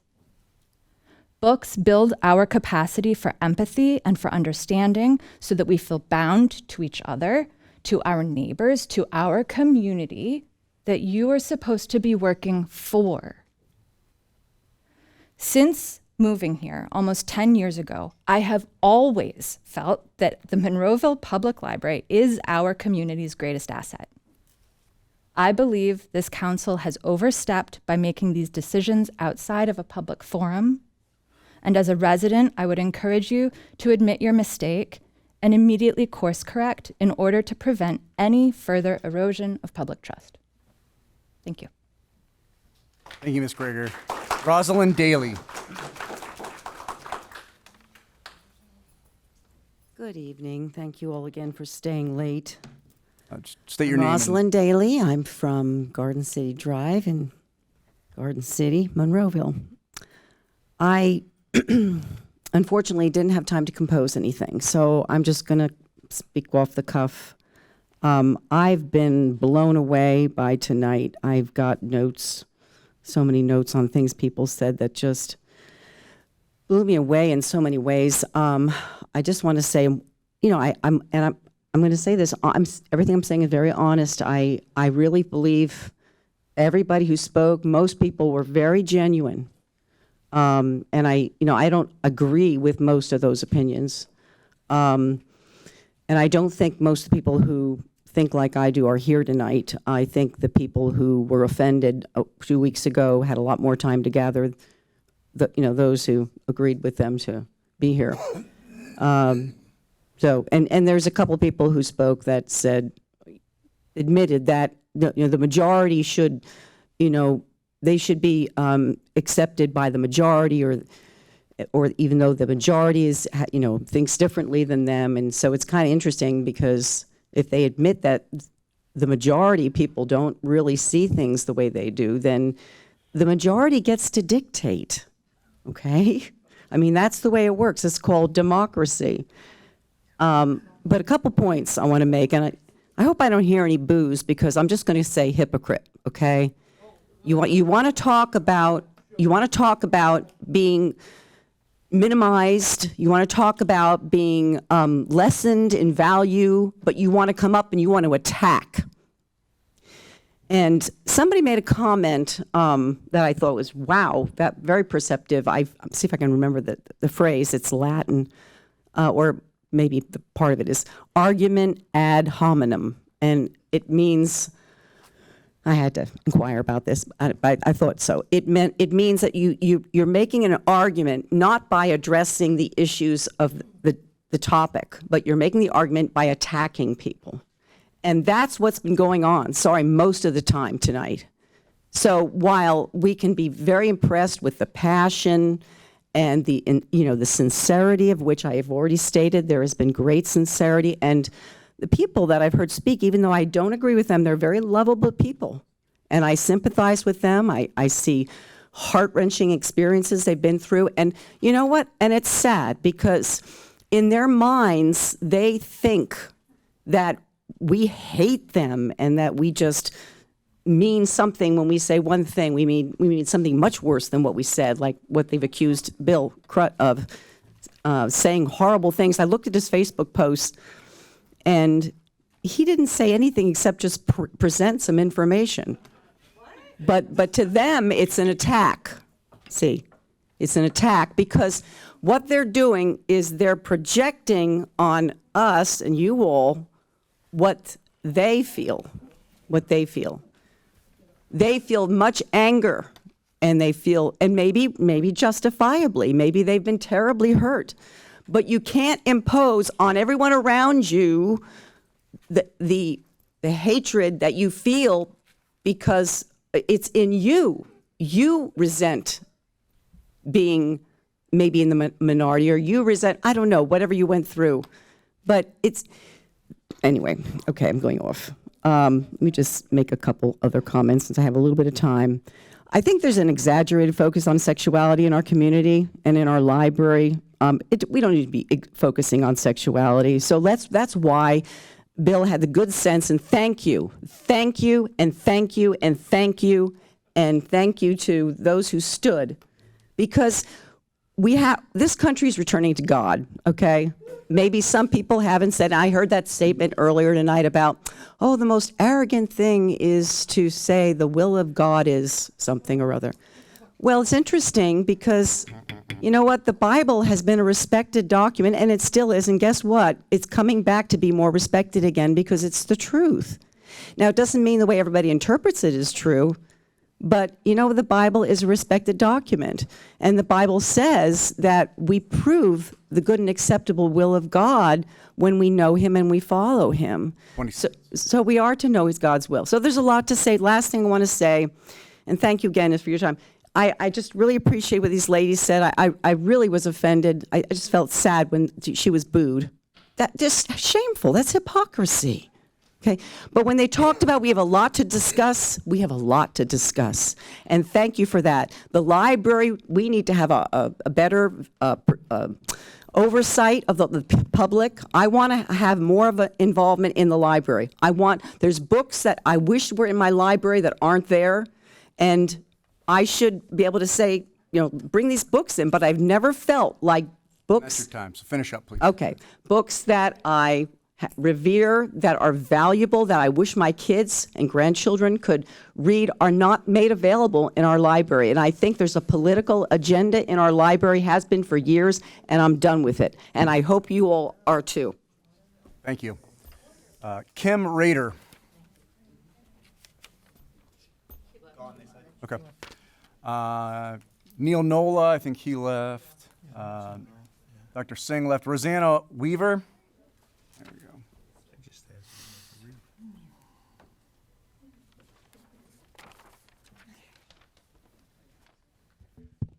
I have to, can you hear me? Okay. I have to, since a lot of people touched on everything, I will try not to repeat what everybody else says. Thank you, Ms. Weaver. Yes. Okay. My name's Rosanna Weaver. I'm in Ward 5, 215 Sunset Drive. And I did send an email to the mayor. I sent an email to council. Thank you for the 2 council people that emailed me back. Thank you. I do want to address, though, as it has been mentioned, the social media post that Bill Crutt has posted. It's public, so you can see it. It's not people's exaggeration. But it is dangerous and damaging, the wording he's using, grooming. That is not what grooming is. Displaying books is not grooming, and that's harmful to people who've gone through that. People have mentioned that. But that is dangerous, and he needs a sensitivity training, diversity training, and I highly recommend a class on what is peer-reviewed versus what someone shared on Facebook. Just because it's on Facebook does not make it fact-based. So that if you're going to serve as a council member, please know that. Okay. I am in support of the library display. I spoke at that board meeting, and I am so outraged. 17 people spoke in favor of the display, and 2 people spoke against it that is sitting up here. 2 people spoke against it. So why we showed up, we spoke in favor of the display. Why were we ignored? And then somebody oversteps their power, goes in 4 days later, and demands this display comes down after the people who use the library, the people who use the children's room, has voiced our opinion saying we want the display. My children's grown up in the children's room, so that was another comment. How many people that were at that meeting actually are from Monroeville? I am from Monroeville. I use the library. I use the children's display. So how dare 2 people who do not go in the children's room come and say what should be displayed? If you don't like a book, don't check it out. I'm not into sports. I don't care about the World Cup. I move on and I just don't check out those books. So, and one person's religion or 2 people's religion should not determine what the library gets to display. And when you're comparing libraries to other libraries, maybe ours spend more. Ours are not average. Our library is the best. I've been to other libraries.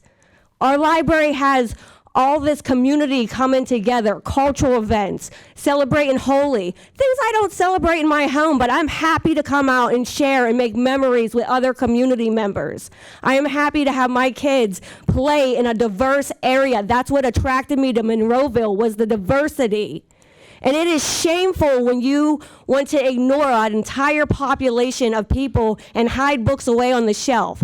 Does the library only display pride? No. They are like magicians and magical. There is a display about everything constantly. There's more than one display. My daughter was a kid librarian, got to do her own display of books that she reads. There is a display for everything. If you go to the librarians and you want a display on something, they'll probably make it happen. I'm confident that they will. If a natural disaster happens, there's a display the next day. There is a display for everything. If you do not like a particular display, keep moving. But I am a mother with 2 children, and I constantly use the children's room. So people who do not use the children's room should not come in and threaten our librarians. Our librarians should be supported. When I went through this 6-day power outage where I was at because a natural disaster went through my backyard, where was a safe place for me to go with my children? It was the library once I discovered like 3 days in that they had power. I went to the library so that I could, 1, charge my phone, 2, so they could just exist as children and have a safe place to play. I went to the library. Also, during the power outage, I had to work, and they were so wonderful upstairs even upstairs, they worked with me, so I was able to teach and use one of the rooms on a short notice, but they were so accommodating and understanding. So our library, our librarians are excellent, and our library is not average. It is above average with everything that they offer, and I support the Monroeville Library. If you don't like a book, don't check it out. Thank you, Ms. Weaver.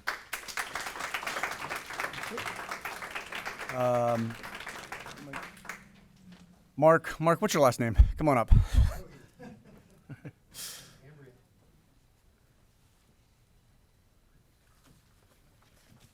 Hi, I'm Mark Cohey.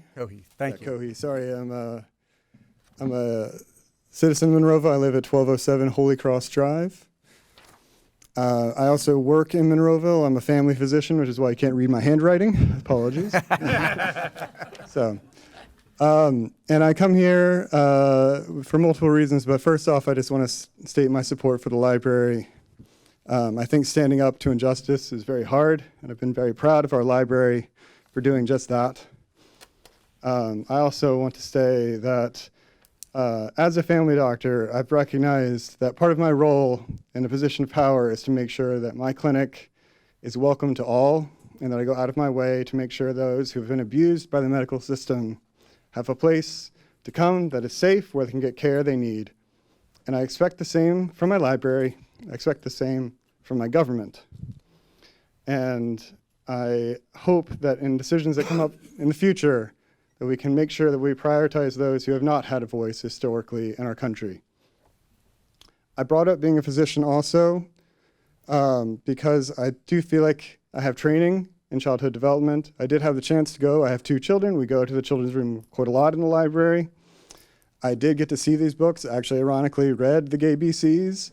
I find it hilarious that several people think that that was inappropriate for children. I think this was a set of books that was well curated by experts. I think our local librarians are experts in these matters, and they've done a very wonderful job. Unfortunately, I think those that took down the display were, I was going to say a worse word, but I'll just say not experts when it comes to this. And so I think I would like to challenge the council to both make sure that we prioritize voices that may not always be heard, but also make sure that this city stays a welcome place and that we give Monroeville something to be proud about. Thank you. Thank you, Mr. Cohey. And that's everyone on the list. Anybody who hasn't spoke, do they wish to speak at this time? Go ahead, Nate. Hey, Nate. Yeah. Let me just go down. Nate Musica, 525 California Avenue. Thank you guys all for being here. I know it's part of your job as council members and the mayor and obviously Alex's job. Everyone's said everything already tonight. I just wanted to point out, ignoring the human cost, ignoring any injustice, any bigotry, anything like that, because so many members of our community have spoken about that tonight, and they've said it so much better than I ever could. I'm going to come up here and talk to you, Mr. Mayor, about what I believe council's role should be. A lot of people think you guys help spend tax money. A lot of people think you guys drive development. A lot of people think that you guys help make sure public works are running and that the police have their budget. You guys do all of that. But council's number one job is to mitigate risk for this community. And whenever someone goes behind closed doors and has something removed like that and potentially opens up this municipality to a lawsuit, that does not mitigate risk at all. That raises the risk for the whole community. You guys have seen, it's been on TV. It has been on regional news. It is all over the place. I watched the United States soccer game last night because I am a football fan, a soccer fan. I'm also a Patriot. I was cheering for USA the whole time. In soccer terms, what you guys did is kick an own goal. You had literally 4 days left in the month, and you decided to step on your own thumb and ruin everything and cause risk to this community. And I'm not just talking about, obviously, the harm to people who did not feel included or people who feel hurt or upset. I'm talking about just gross misconduct, in my opinion. The last thing I'll say is right now in this country, we have like gross federal overreach. We have a Supreme Court that is running wild with the laws. there's no one coming in a cape to save us. What is going to save us is community, and so we need to be looking out for each other as one community. Thank you. Thanks, Nate. Nate, give me your address real quick. 525 California Avenue, Ward 6. Thank you. All right, 525?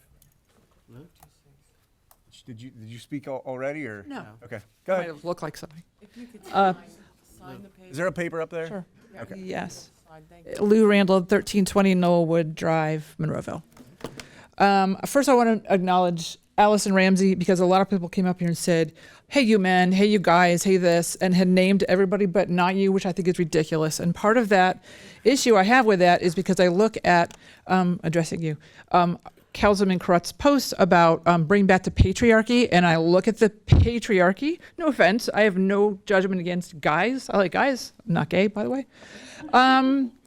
And so for you to say that is silly. And so when he says that, it's silly.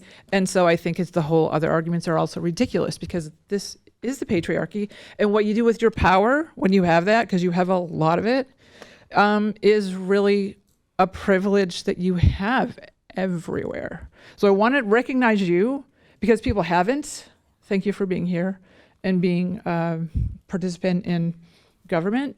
And I always want to recognize the silliness of what I've read on public media. By the way, I have a kid right now in Minneapolis. Stuff is all over Reddit right now. People are listening to this. They know about the guy from the IDF that was here. I'm very much aware of the libs of TikTok who've picked this up, and there are 3 death threats that people have posted. One guy lives in Irwin.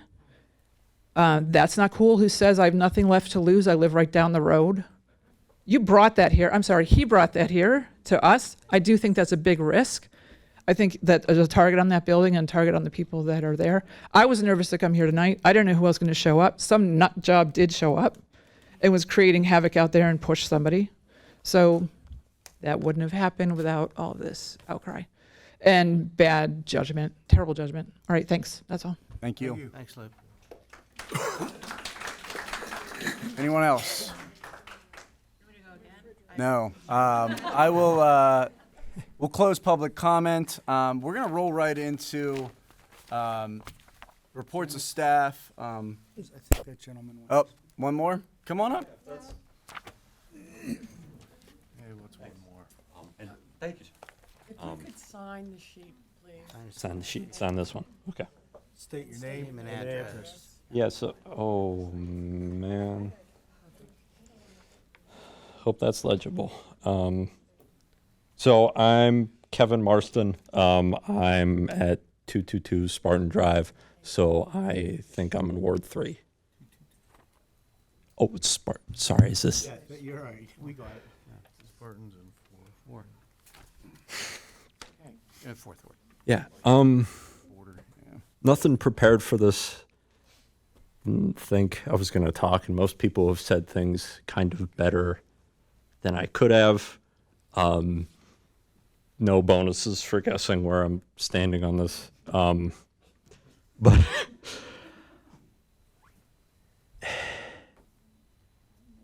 the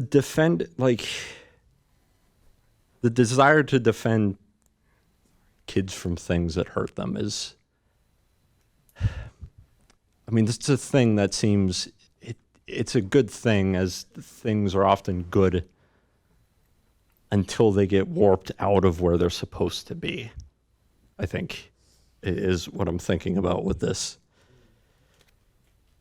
And I think that's sort of what happens there.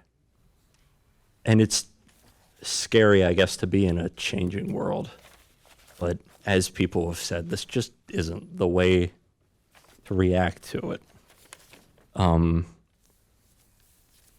I think I kind of want to just leave it there, because people have said things much more eloquently than I think I will. So thank you, folks. Thank you.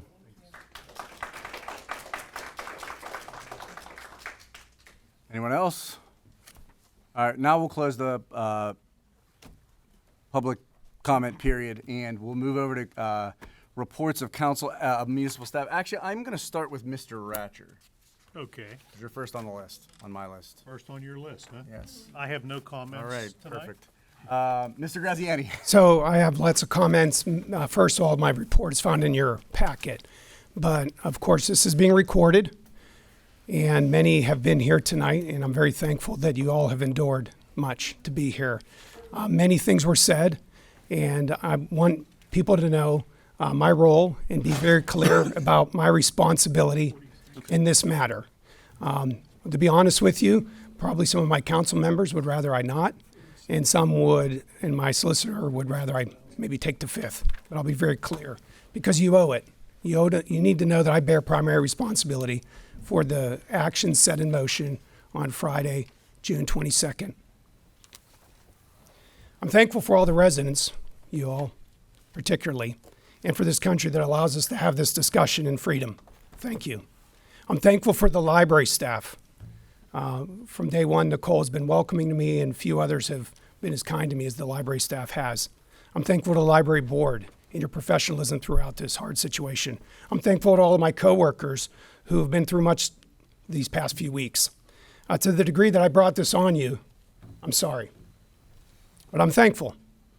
I couldn't imagine a better teammate or a group of teammates than you all are. I'm thankful to you all, the council members, who've been through this, and we've been through a lot together. I'm thankful that you hired me. I could say this is the privilege of my career to work here. So thank you for allowing me that. Maybe after tonight, it may change. As June was coming to a close and the municipality was preparing for our All-American Weekend celebration, July 3rd through the 5th, which also commemorates Monroeville's 75th anniversary and is a part of the America 250 initiative, I directed staff to shift their attention to those community events. My decision is consistent with the year-long 2026 focus. As a part of that transition, I advised that the June Pride Month display in the children's section be removed and replaced with a patriotic America 250 display in advance of the Independence holiday and our community celebration. You know, much was made about the timing, but if you were at Dawn's Appliance or Levin's, you'll notice at the end of June, they took their Pride displays and they went with a 4th of July sale that weekend. That weekend represented the beginning of the week of the 4th of July, which fell on Saturday, July 4th. I take full responsibility for asking the staff to remove the Pride display in the children's section. I was informed when they did that, however, they would not put up a patriotic display, which was also part of my request and direction. There was no meeting of council of the whole, nor even a majority of council. Only two directly expressed their desire to see the display go down. The mayor and the deputy mayor spoke with me in support of the library board. Much has been said about love. And I'd like to conclude my remarks with something many of you have had read at your weddings or was read at your wedding. And all I want to do is ask you to provide for me the kind attention that many of you did for so many others this evening as I read. And again, I'm just so grateful for you all to be here tonight. If I speak in the tongues of men and of angels, but have not love, I am a noisy gong or a clanging cymbal. And if I have prophetic powers and understand all mysteries and all knowledge, and if I have faith so as to remove mountains, but not have love, I have nothing. If I give away all I have, and if I deliver my body to be burned, but have not love, I gain nothing. Love is patient, even for the timer. Love is kind. Love does not boast. Love is not arrogant. Love is not rude. It does not insist in its own way. It is not irritable or resentful. It does not rejoice in wrongdoing, but rejoices with the truth. Love bears all things, believes all things, hopes all things, endures all things. Love never ends. As for prophecies, they will pass away. As for tongues, they will cease. As for knowledge, it will pass away. For we know in part and we prophesy in part, but when the perfect comes, the partial will pass away. When I was a child, I spoke like a child. I thought like a child. I reasoned like a child. When I became a man, I gave up childish ways. For now we see in a mirror dimly, but then face to face. Now in part, then I shall know fully, even as I have been fully known. So now faith, hope, and love abide, these three, but the greatest of these is love. To be honest with you, the idea that love is love means you can do whatever is right in your own heart is a dangerous concept. It really is. Love has boundaries.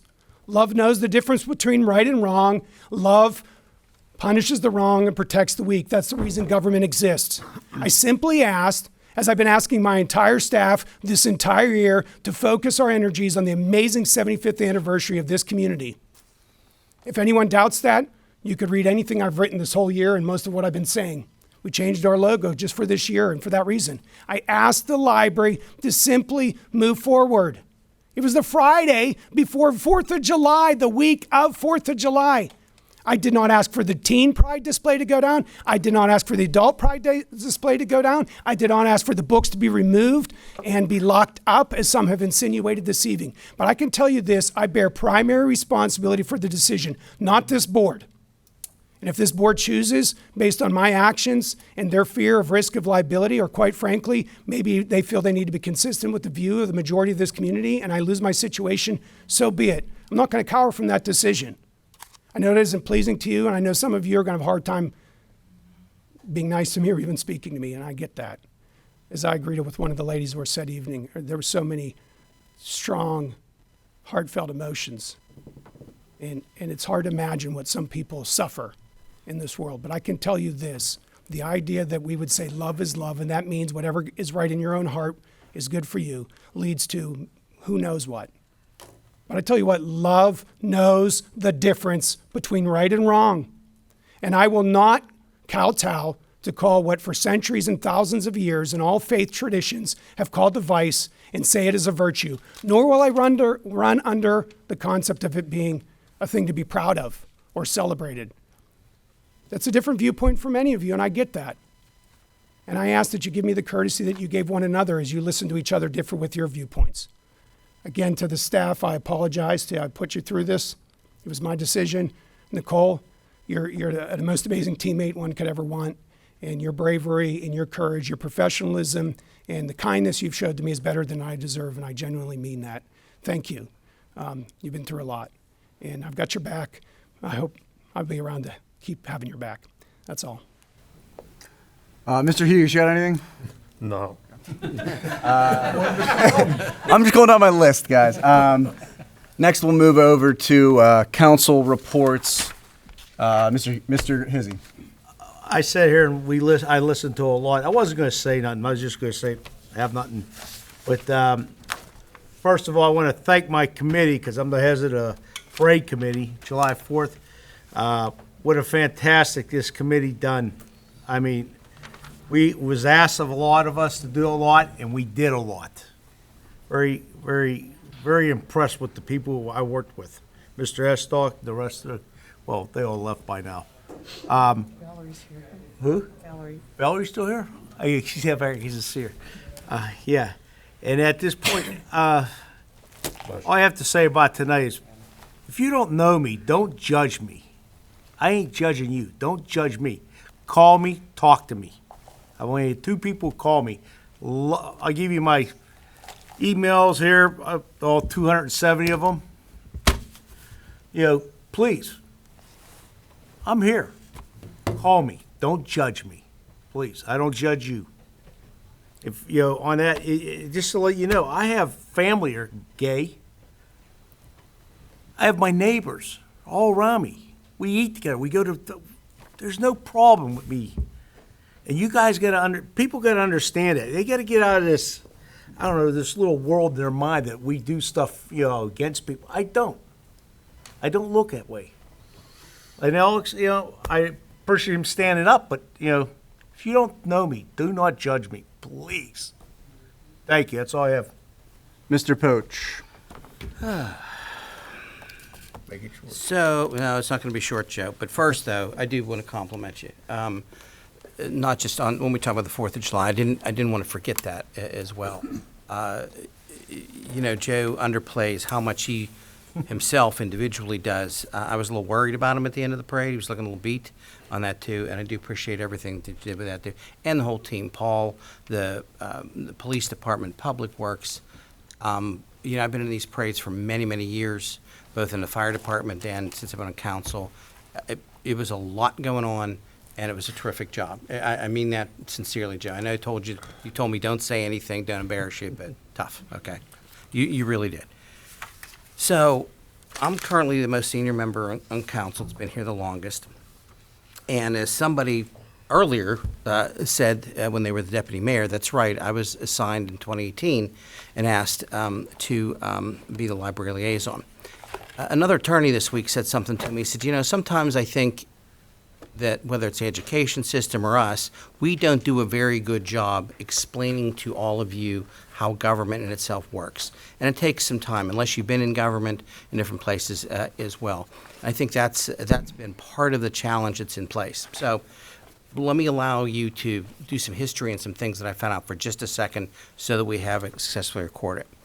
Nicole's going on about her 12th year here. Now, predates me being on council, but I did talk to a former library chair, member, former municipal official, and former managers on that too. And one of the most interesting things that sticks in their mind when Nicole started was one of the very first things that she did is sit down with the policies and the information is in place and go, as a library professional, and that's an interesting point too. What does that really mean?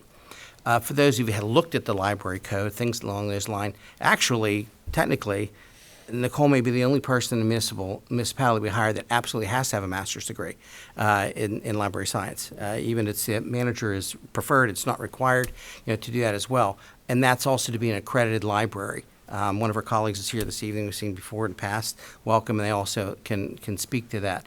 Those people do that because they're trained in certain areas, and also, what's the professional standard across the board. 12 years ago, what stuck in those former municipal officials' minds was, it's the first time anybody said, hey, I went through all of these. Would somebody please take this for legal review? It went to a previous solicitor, not Mr. Ratchers, long before him as well. And they remembered that had happened. So the document that we have today, which was also reviewed again by the board in 22, is the one I have here, affects all of this. Now, many of you think this evening that we're talking about a First Amendment issue and stuff. Now, forgive me, the old civics teacher is coming out, so sorry. I'll try not to get too far into it too as well. But, you think that this was a First Amendment. It isn't. You exercised a lot of your First Amendment rights, absolutely. You did. But that's not what this is.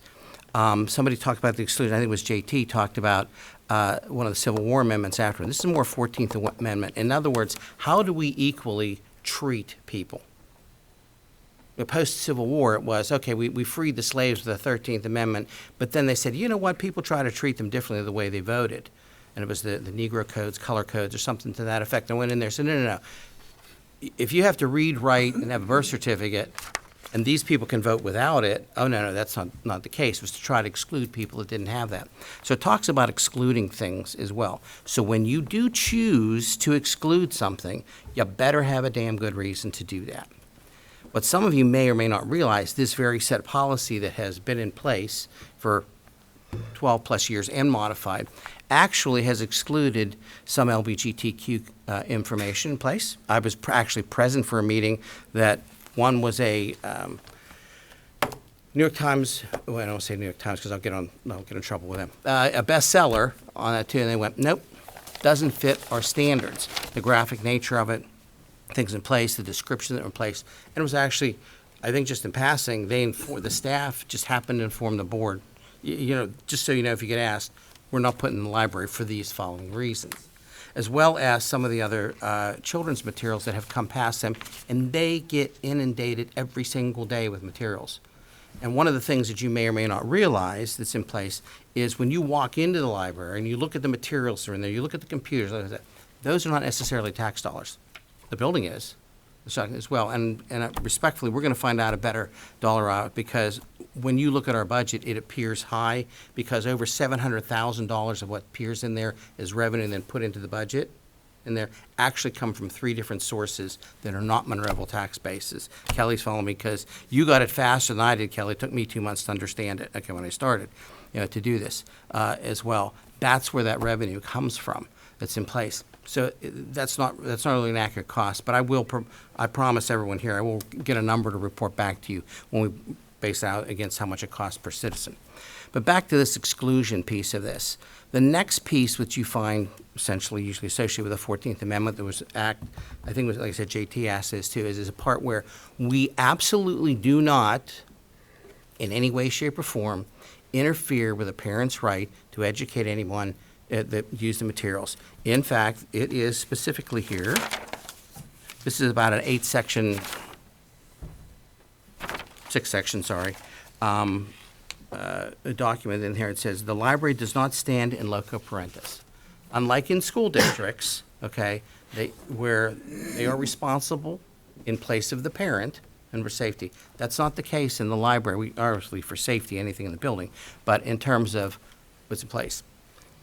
One of the things, and I have seen it, the library in the basement that's in the children's section and stuff says, excuse me, kid, is your parents here? No, go get them, all right, to do that. Another thing that was stated, I'm tired of getting the same YouTube. I've got the same YouTube about 7 times with people reading to the to kids.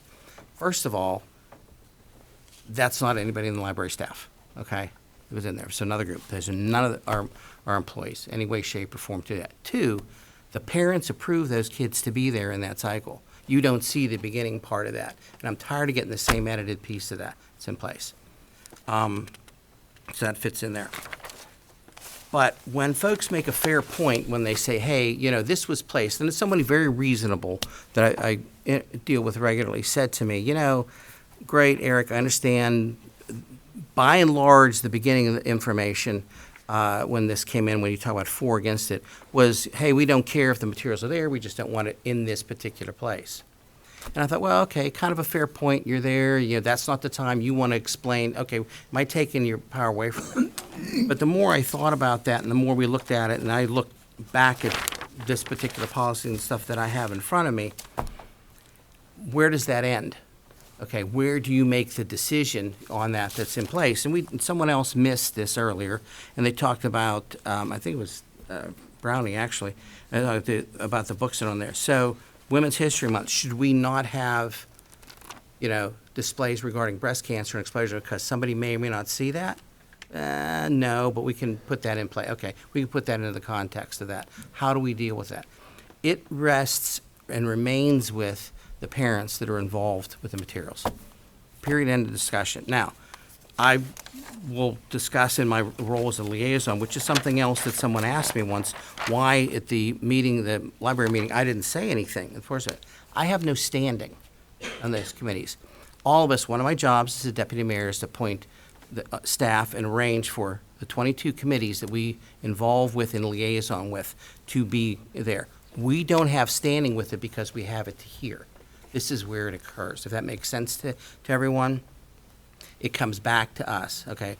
Now, frequently in the library, I'm like, guys, remember, there's these things we fund first. These guys have, every board that I've met in the last 8 years, they've heard me say, these are the things we fund first. We fund the public safety stuff. There are things that are in place under the borough code that makes us by law to fund that. If we own roads, okay, we have to give Mr. Hukas a couple of $1 million every year to make sure they take care of them and takes care of our about $25 million worth of traffic signals on top of that. And there's some sanitations issues that are in place on there. And what's the number one contact that you all have with municipal government? Garbage, right, everything. Once it, I went to WVU, but, we have 10,000 homes, 52 weeks a year, and once a week everybody picks it up. That's a lot, okay, to do that. And the trash that's in place, that's number one. The next thing that most people, of the 14,000 people, I think about half of Monroeville that have library cards come in contact with, is over 190 visits into the library in this past year, in and out of that door. Sometimes it's the same people. I count for 4 maybe a month, meeting, get a couple of books, whatever it's in place to do. So you look at the average person 40 to 60 times a month to do that. But it's what they have most contact with to do that. And they're using it with funding that is not entirely directed from your tax dollars to do that, all right? So we have a lot ongoing. I will promise to get that answer about those individual costs for it that's in place. And, finally, when you do ask the question, and I can say this because, as Joe said, all of our emails have been requested onto Right to Know. Poor Mr. Sedlak, he should have gone home because he's going to be busy because we're dumping all of the emails to the Right to Know requests that we have for them. So anything that many of you have written to me, okay, is pretty much in the public domain. And what has happened in the last few months of this, okay, last few days, irrespective if you are for or against this problem, or this project, or this discussion, some of that's turned really nasty, okay? I mean, people that I know have said stuff to it, that I even answered somebody back, hey, you know me, and like, start off with you, such and such, or whatever. Okay, you know. Don't that's, answer. Yeah, don't answer, but you're right, it's not worth the answer, you know, to stop that, you know, as well. But that's turned difficult, and that's turned divisive. And as somebody else I conclude with gave me this week, and you know what, I did promise I would credit him, because I credited for a couple weeks. I was talking to folks in the chamber, and to Sean Logan. I said, Eric, this is a wedge issue. No matter what happens, it's going to drive a wedge between people on that, and it's very difficult in place. I was not called. I wasn't notified. I'll let anybody else speak to themselves if they were notified. That's their time. I was not until, and I only happen to know the mayor wasn't, because we were on a conference call when we both got the email from the manager, said this is what has occurred, okay, to do that. And I asked, did you do this at your direction? The answer was yes. Okay, so that's in the public record to do that. However, with this agreement in place, of which we have the photos, there are actually 4 patriotic displays that are over there in this place. 3, and one was the 75 anniversary, which was over for almost 2 months and moved over to where the books were in place. You walk in the door, the first thing you see in the news is Happy Birthday, America. It was on top of that, too. So that's been there for a while. It's in place. So with that said, it's a complicated issue. It has kept me up as well to that. To staff, sorry you've been through the crap that you've been receiving either side of this, one way or the other from that. And, you know, our goal, people have been busy telling you what our jobs are and stuff there. Our goal is to yes, serve, and it's not always, somebody was a little bit incorrect saying, oh, it's only the majority that's in place for that. No, it's in the best interest of Monroeville. We have made decisions, people are still mad at me about the pool, that we made decisions that work in the best interest of Monroeville as well. You ask us to do that. You know, 1,132 people put me in this chair, and I guarantee you not all of them agreed on many of these subjects, you know, to do that. So they're like, okay, make the best decisions that you can in context of Monroeville. That's really what our job is. And sometimes it's a little bit uncomfortable, you know, to do that. And with that said, I'm going to continue to do that. We didn't ever get anything from it, and I'll pass it off to John. Mr. Washington. I try to say very little, especially because it's been a very long day here. I typically don't make too many comments. I feel obligated to say something. Number one, I've been inundated with emails, mostly people in support of the library and objecting to how this all went down. I have not been able to reply to all of those, and I do not intend to reply to all of those. I was hoping, please, in the future, list your address or the ward that you live in when you're sending an email to everyone on council, because I do still work a full-time job. I have my own business, and it's just me. So I apologize if I haven't been able to get back to you, but there's only so many hours in the day. That being said, as a couple people have stated, you know, I don't think it's council's job to get involved in these things. Those who have been involved in it left me out of it. I mean, I got one message asking if I thought maybe there was something inappropriate at the library, and I looked at the picture and I said, I think that's just fine. So therefore, I was left out of all of the conversation. I don't like how it all went down. It's kind of too late for that. I think we can all maybe let that water get under the bridge and get back to speaking to each other civilly. I fully support the LGBTQ plus community, if I got all the letters right. Isn't there the A and the I or whatever? You got it pretty good. Pretty good? Yeah, I fully support where you're coming from. I fully support the library. I am not for censorship of any kind, really.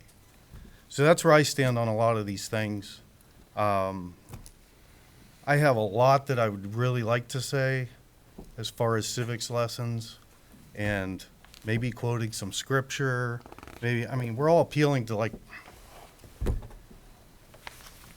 I think it's kind of getting a little unnecessary. I think it's gotten blown out of proportion. Everybody just needs to stay calm and be respectful to each other, and we'll get through this. Okay, I feel like we will.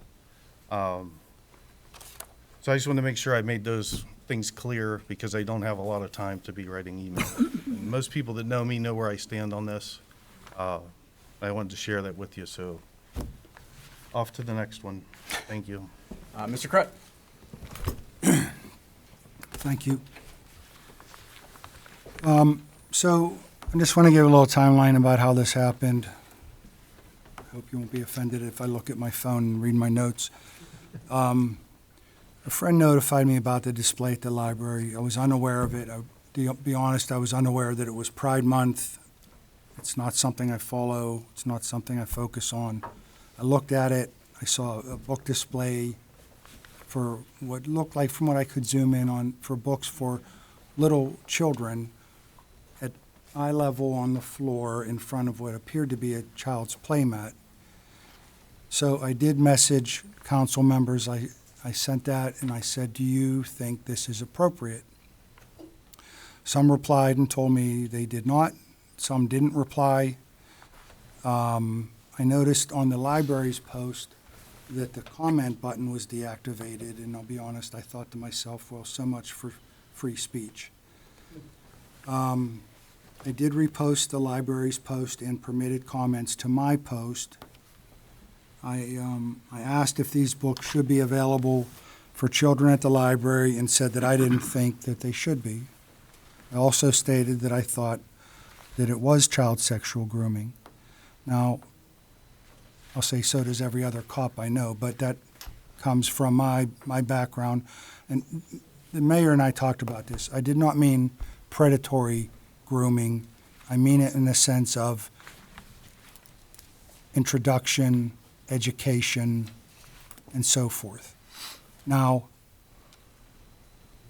I'm going to skip ahead here. When Mr. Williams and I went to the board meeting, the library board meeting, you know, it was obvious that the deck was really stacked.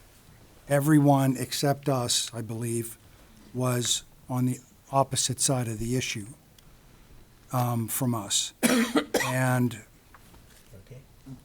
you know, I've received messages like, oh, you went against what the community wanted. And I replied, I said, what community? The Monroeville community, the library community, the LGBTQ community, what community are you referring to?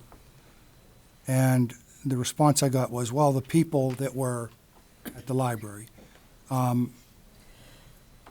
Seems pretty evident to me that the only people you notified to come were people that agreed with you. There was no diversity of opinion in that group that Mr. Williams and I walked into, right? So we listened for however long it was, a half hour, while people called us, you know, every name in the book. I didn't feel a lot of love or acceptance of a different opinion. And I explained my opinion when I spoke there, that while you all claim that, I don't mean you all and every last one of you, but I mean it seemed the consensus was that we are trying to represent and be here for everyone and every group in Monroeville. And I thought, well, by having those books there, you're not thinking about the parents who maybe don't want their child to see it. And yeah, you can all say, oh, well, turn their head or whatever, but I just didn't understand the reason to have the books there prominently displayed for children. I'm going to skip ahead here. So we came to your house for a conversation. We were treated very rudely, and the board let that happen and seemed to enjoy it. I've had many friends message me and say they supported me, but they were afraid to come out. And one said, I support you, but I'm going to support you from the closet. I ran into a guy over the weekend who, we were talking about this, and he told me he had had his 8-year-old son at another library, not at Monroeville Library, and that when they left, his son said to him, "Dad, they had some not good books in there." And actually, his son told me this, and I looked at this guy. I said, "What does he mean?" He goes, "Well, it's Pride Month," and I said, "Oh." Now, this was this past weekend that this story was related to me, so it was after this stuff had transpired. So it made me think about kids and that they learn what is common, and from that they develop an opinion about what they perceive as the natural order of things. In our home, we taught our kids the ABCs when they were 3.5, 4 years old. It seems to me that books like ABCs is intended to interfere with a child's natural observation of what is common in a culture and a society, and to nudge them to be curious about alternatives. I never asked that the books be removed from the library. I just thought they belonged in a section where a child's parent could come, access the book, and then read it to their children if they chose to. Regarding the funding issue of the library, when I was elected to council, I learned from current members and former members of council that the funding and the cost of the library has been an issue for a long time, okay? This was not retribution, this goes on, this discussion is very frequent. I learned that there was a referendum years ago to see if Monroeville residents wanted a separate tax to fund the library, and they turned that down. The mall's gonna be closed for a while, CVS is leaving, we're going to lose millions. And when I looked at the numbers, comparing what we spend per capita on our library compared to other local communities, it seemed like there was quite a disparity. So you should know now, those are things council is going to have to look at.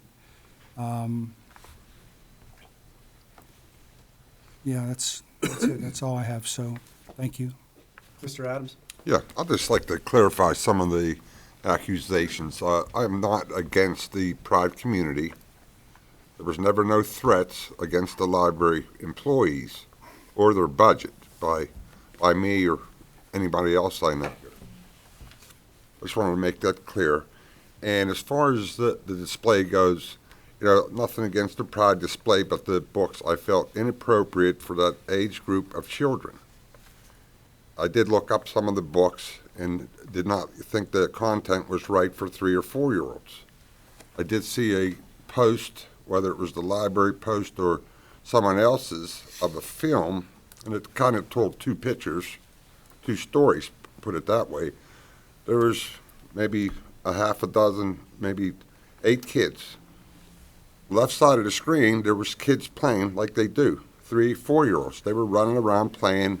There was a kid in the middle, looked like a parent or an adult grabbed him by the shoulders, faced him towards where the chairs were sitting. There was 3 kids sitting in a chair at our library, and I don't know who it was reading, one of our staff or a volunteer, said to these kids that you might have been born a girl, you might have been born a boy, but they might have got it wrong.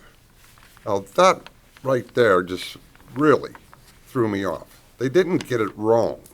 And who are they? That's something that confuses a young baby so bad that, I just couldn't, that was the worst post you could have ever shown.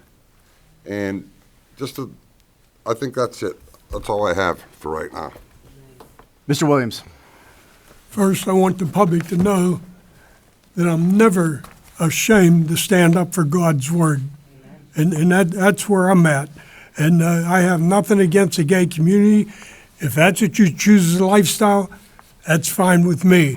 I'm not saying it's right, but I can live with that. I do believe that our kids were being groomed at that age with some of the material. The banner that was outside, great banner, freedom of speech. 100% I agree with freedom of speech. As far as the comments was made about immigrants, we're a country of immigrants, and come in legally, and you're welcome. You're welcome in Monroeville. Come in legally. If you're illegal, then we'll send you back where you come from. People have the right to voice their opinion, but we do not have the right to push our opinion on other people. Separation of church and state was the law in the church in England. When the king went to a certain church, that was the law, and you wasn't allowed to go to another church. That was it. There was nowhere that states separation of God and state, only church and state, and I would agree with that. At the library board meeting, I did quote scripture. Look it up yourself. Don't take my word for it. Don't take your pastor's word for it. Don't take anybody's word for it. Get your Bible out and read Leviticus and make a decision for yourself. And don't scoot your own way, scoot in God's way. Yeah, I'm never ashamed to stand up for God's word. And that's all I'm going to say about that. But I have another topic. I see a lady holding the banner up, parental leave for all. Is that what your banner says? Parental leave for all? Yeah, and I'm concerned about the county's proposal to enact an 18-week, that's 4.5 months maternity leave with pay. What's going to happen, they are going to cause businesses to move to the surrounding counties. And when you enact this law on people, it's going to, especially if it's a husband and wife and they each get 18 weeks, it's going to cost businesses a lot of money. This will be another nail in the Monroeville's coffin. Monroeville already has multiple empty storefronts, and our business community is what keeps our taxes reasonable.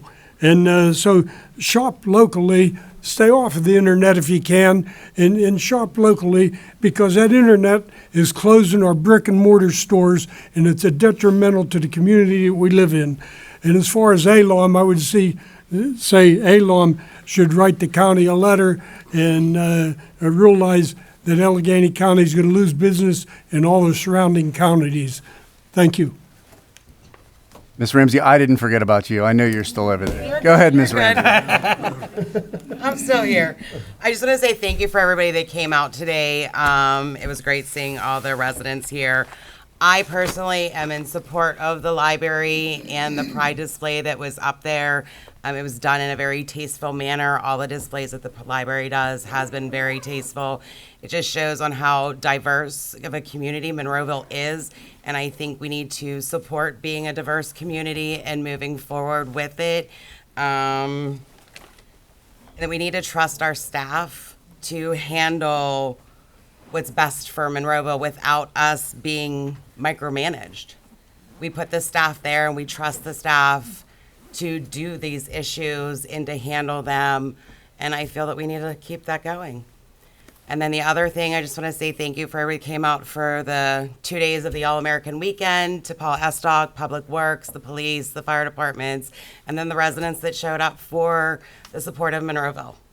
That's it. Thank you, Ms. Ramsey. And I'm going to actually ask Jared to put something together for the All-American Weekend, if he can, just a little video that maybe we can show next week, and I'll give my thanks to everyone at that point in time.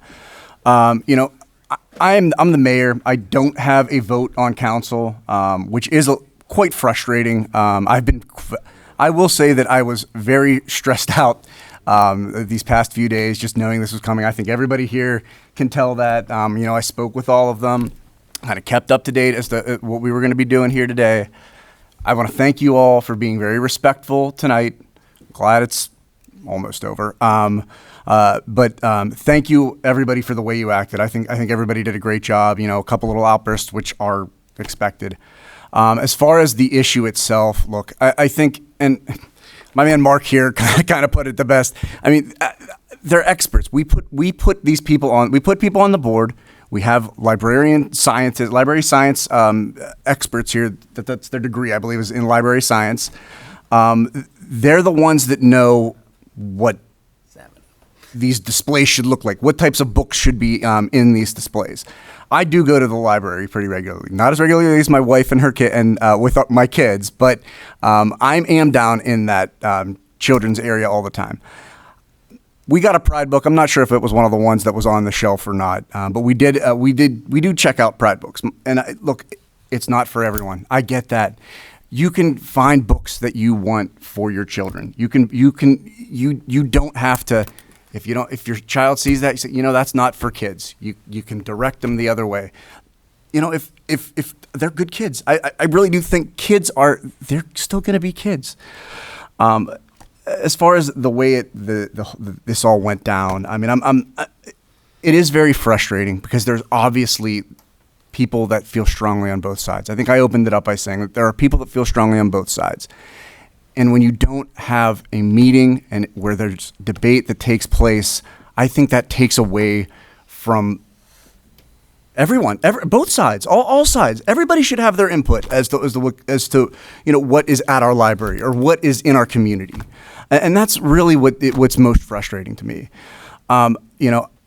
We are a very diverse community. We saw people from different religions, different ethnicities. The German guy that was here today. I mean, we had people from all ranges of the community, and I love that. I love that we live in a community that has that. Somebody mentioned that there was a holly. They have the holly display. I got to be honest, I'm not even so sure I knew what holly was. I before they had it at the library, and I believe they do it every year. But it's yeah. I didn't. I think I got that mixed up with Diwali, which is yeah, it's Festival of Lights, and I know that one from The Office. Anyway, so look. I celebrate the diversity we have in this community, whether it's black, white, Catholic, Jewish, Muslim, LGBT. I think we have a wonderful, wonderful community, and I'm happy to live here. If somebody said that they they would leave the community if they didn't feel accepted, I think we do accept everyone here. We want people to live here, and I'm happy to have everyone here. Again, thank you guys for bearing with me here. I had a script. I kind of threw it away, and I didn't use it here. The only thing I will say is that I did, and I don't want to pick on anyone, but we did talk about when we post things on social media. I'm just asking that we do so. And everybody, council members, anybody out there, be respectful. Just think about what you're posting before you put it on. Certain words have connotations. You may not mean what you say, but other people could interpret it differently, and it could put people in danger, including the people, our police officers who, thank you for being here, guys. I really appreciate it. Sorry to keep you long. I'm almost done. The other employees, whether they be library employees, public works employees, or whoever. I don't know where I was going with that, but I would just ask that we all be very careful what we post on Facebook. And look, we have a right. It's a First Amendment right to put whatever you want on there, and I get that. But please be careful. We are concerned about the safety of our residents and our employees here in Monroeville. There is a Pride Fest at the community park this weekend. For those who want to join, it is at the, I believe it's a Tall Trees Amphitheater. If anybody wishes to attend, it is on Saturday. I want to say it's like 1 to 7 or so. I'm sorry, 3 to 9:30. And with that, I will seek a motion to adjourn. Motion to adjourn. Second. All in favor? Aye. Any opposed? All right, we're adjourned.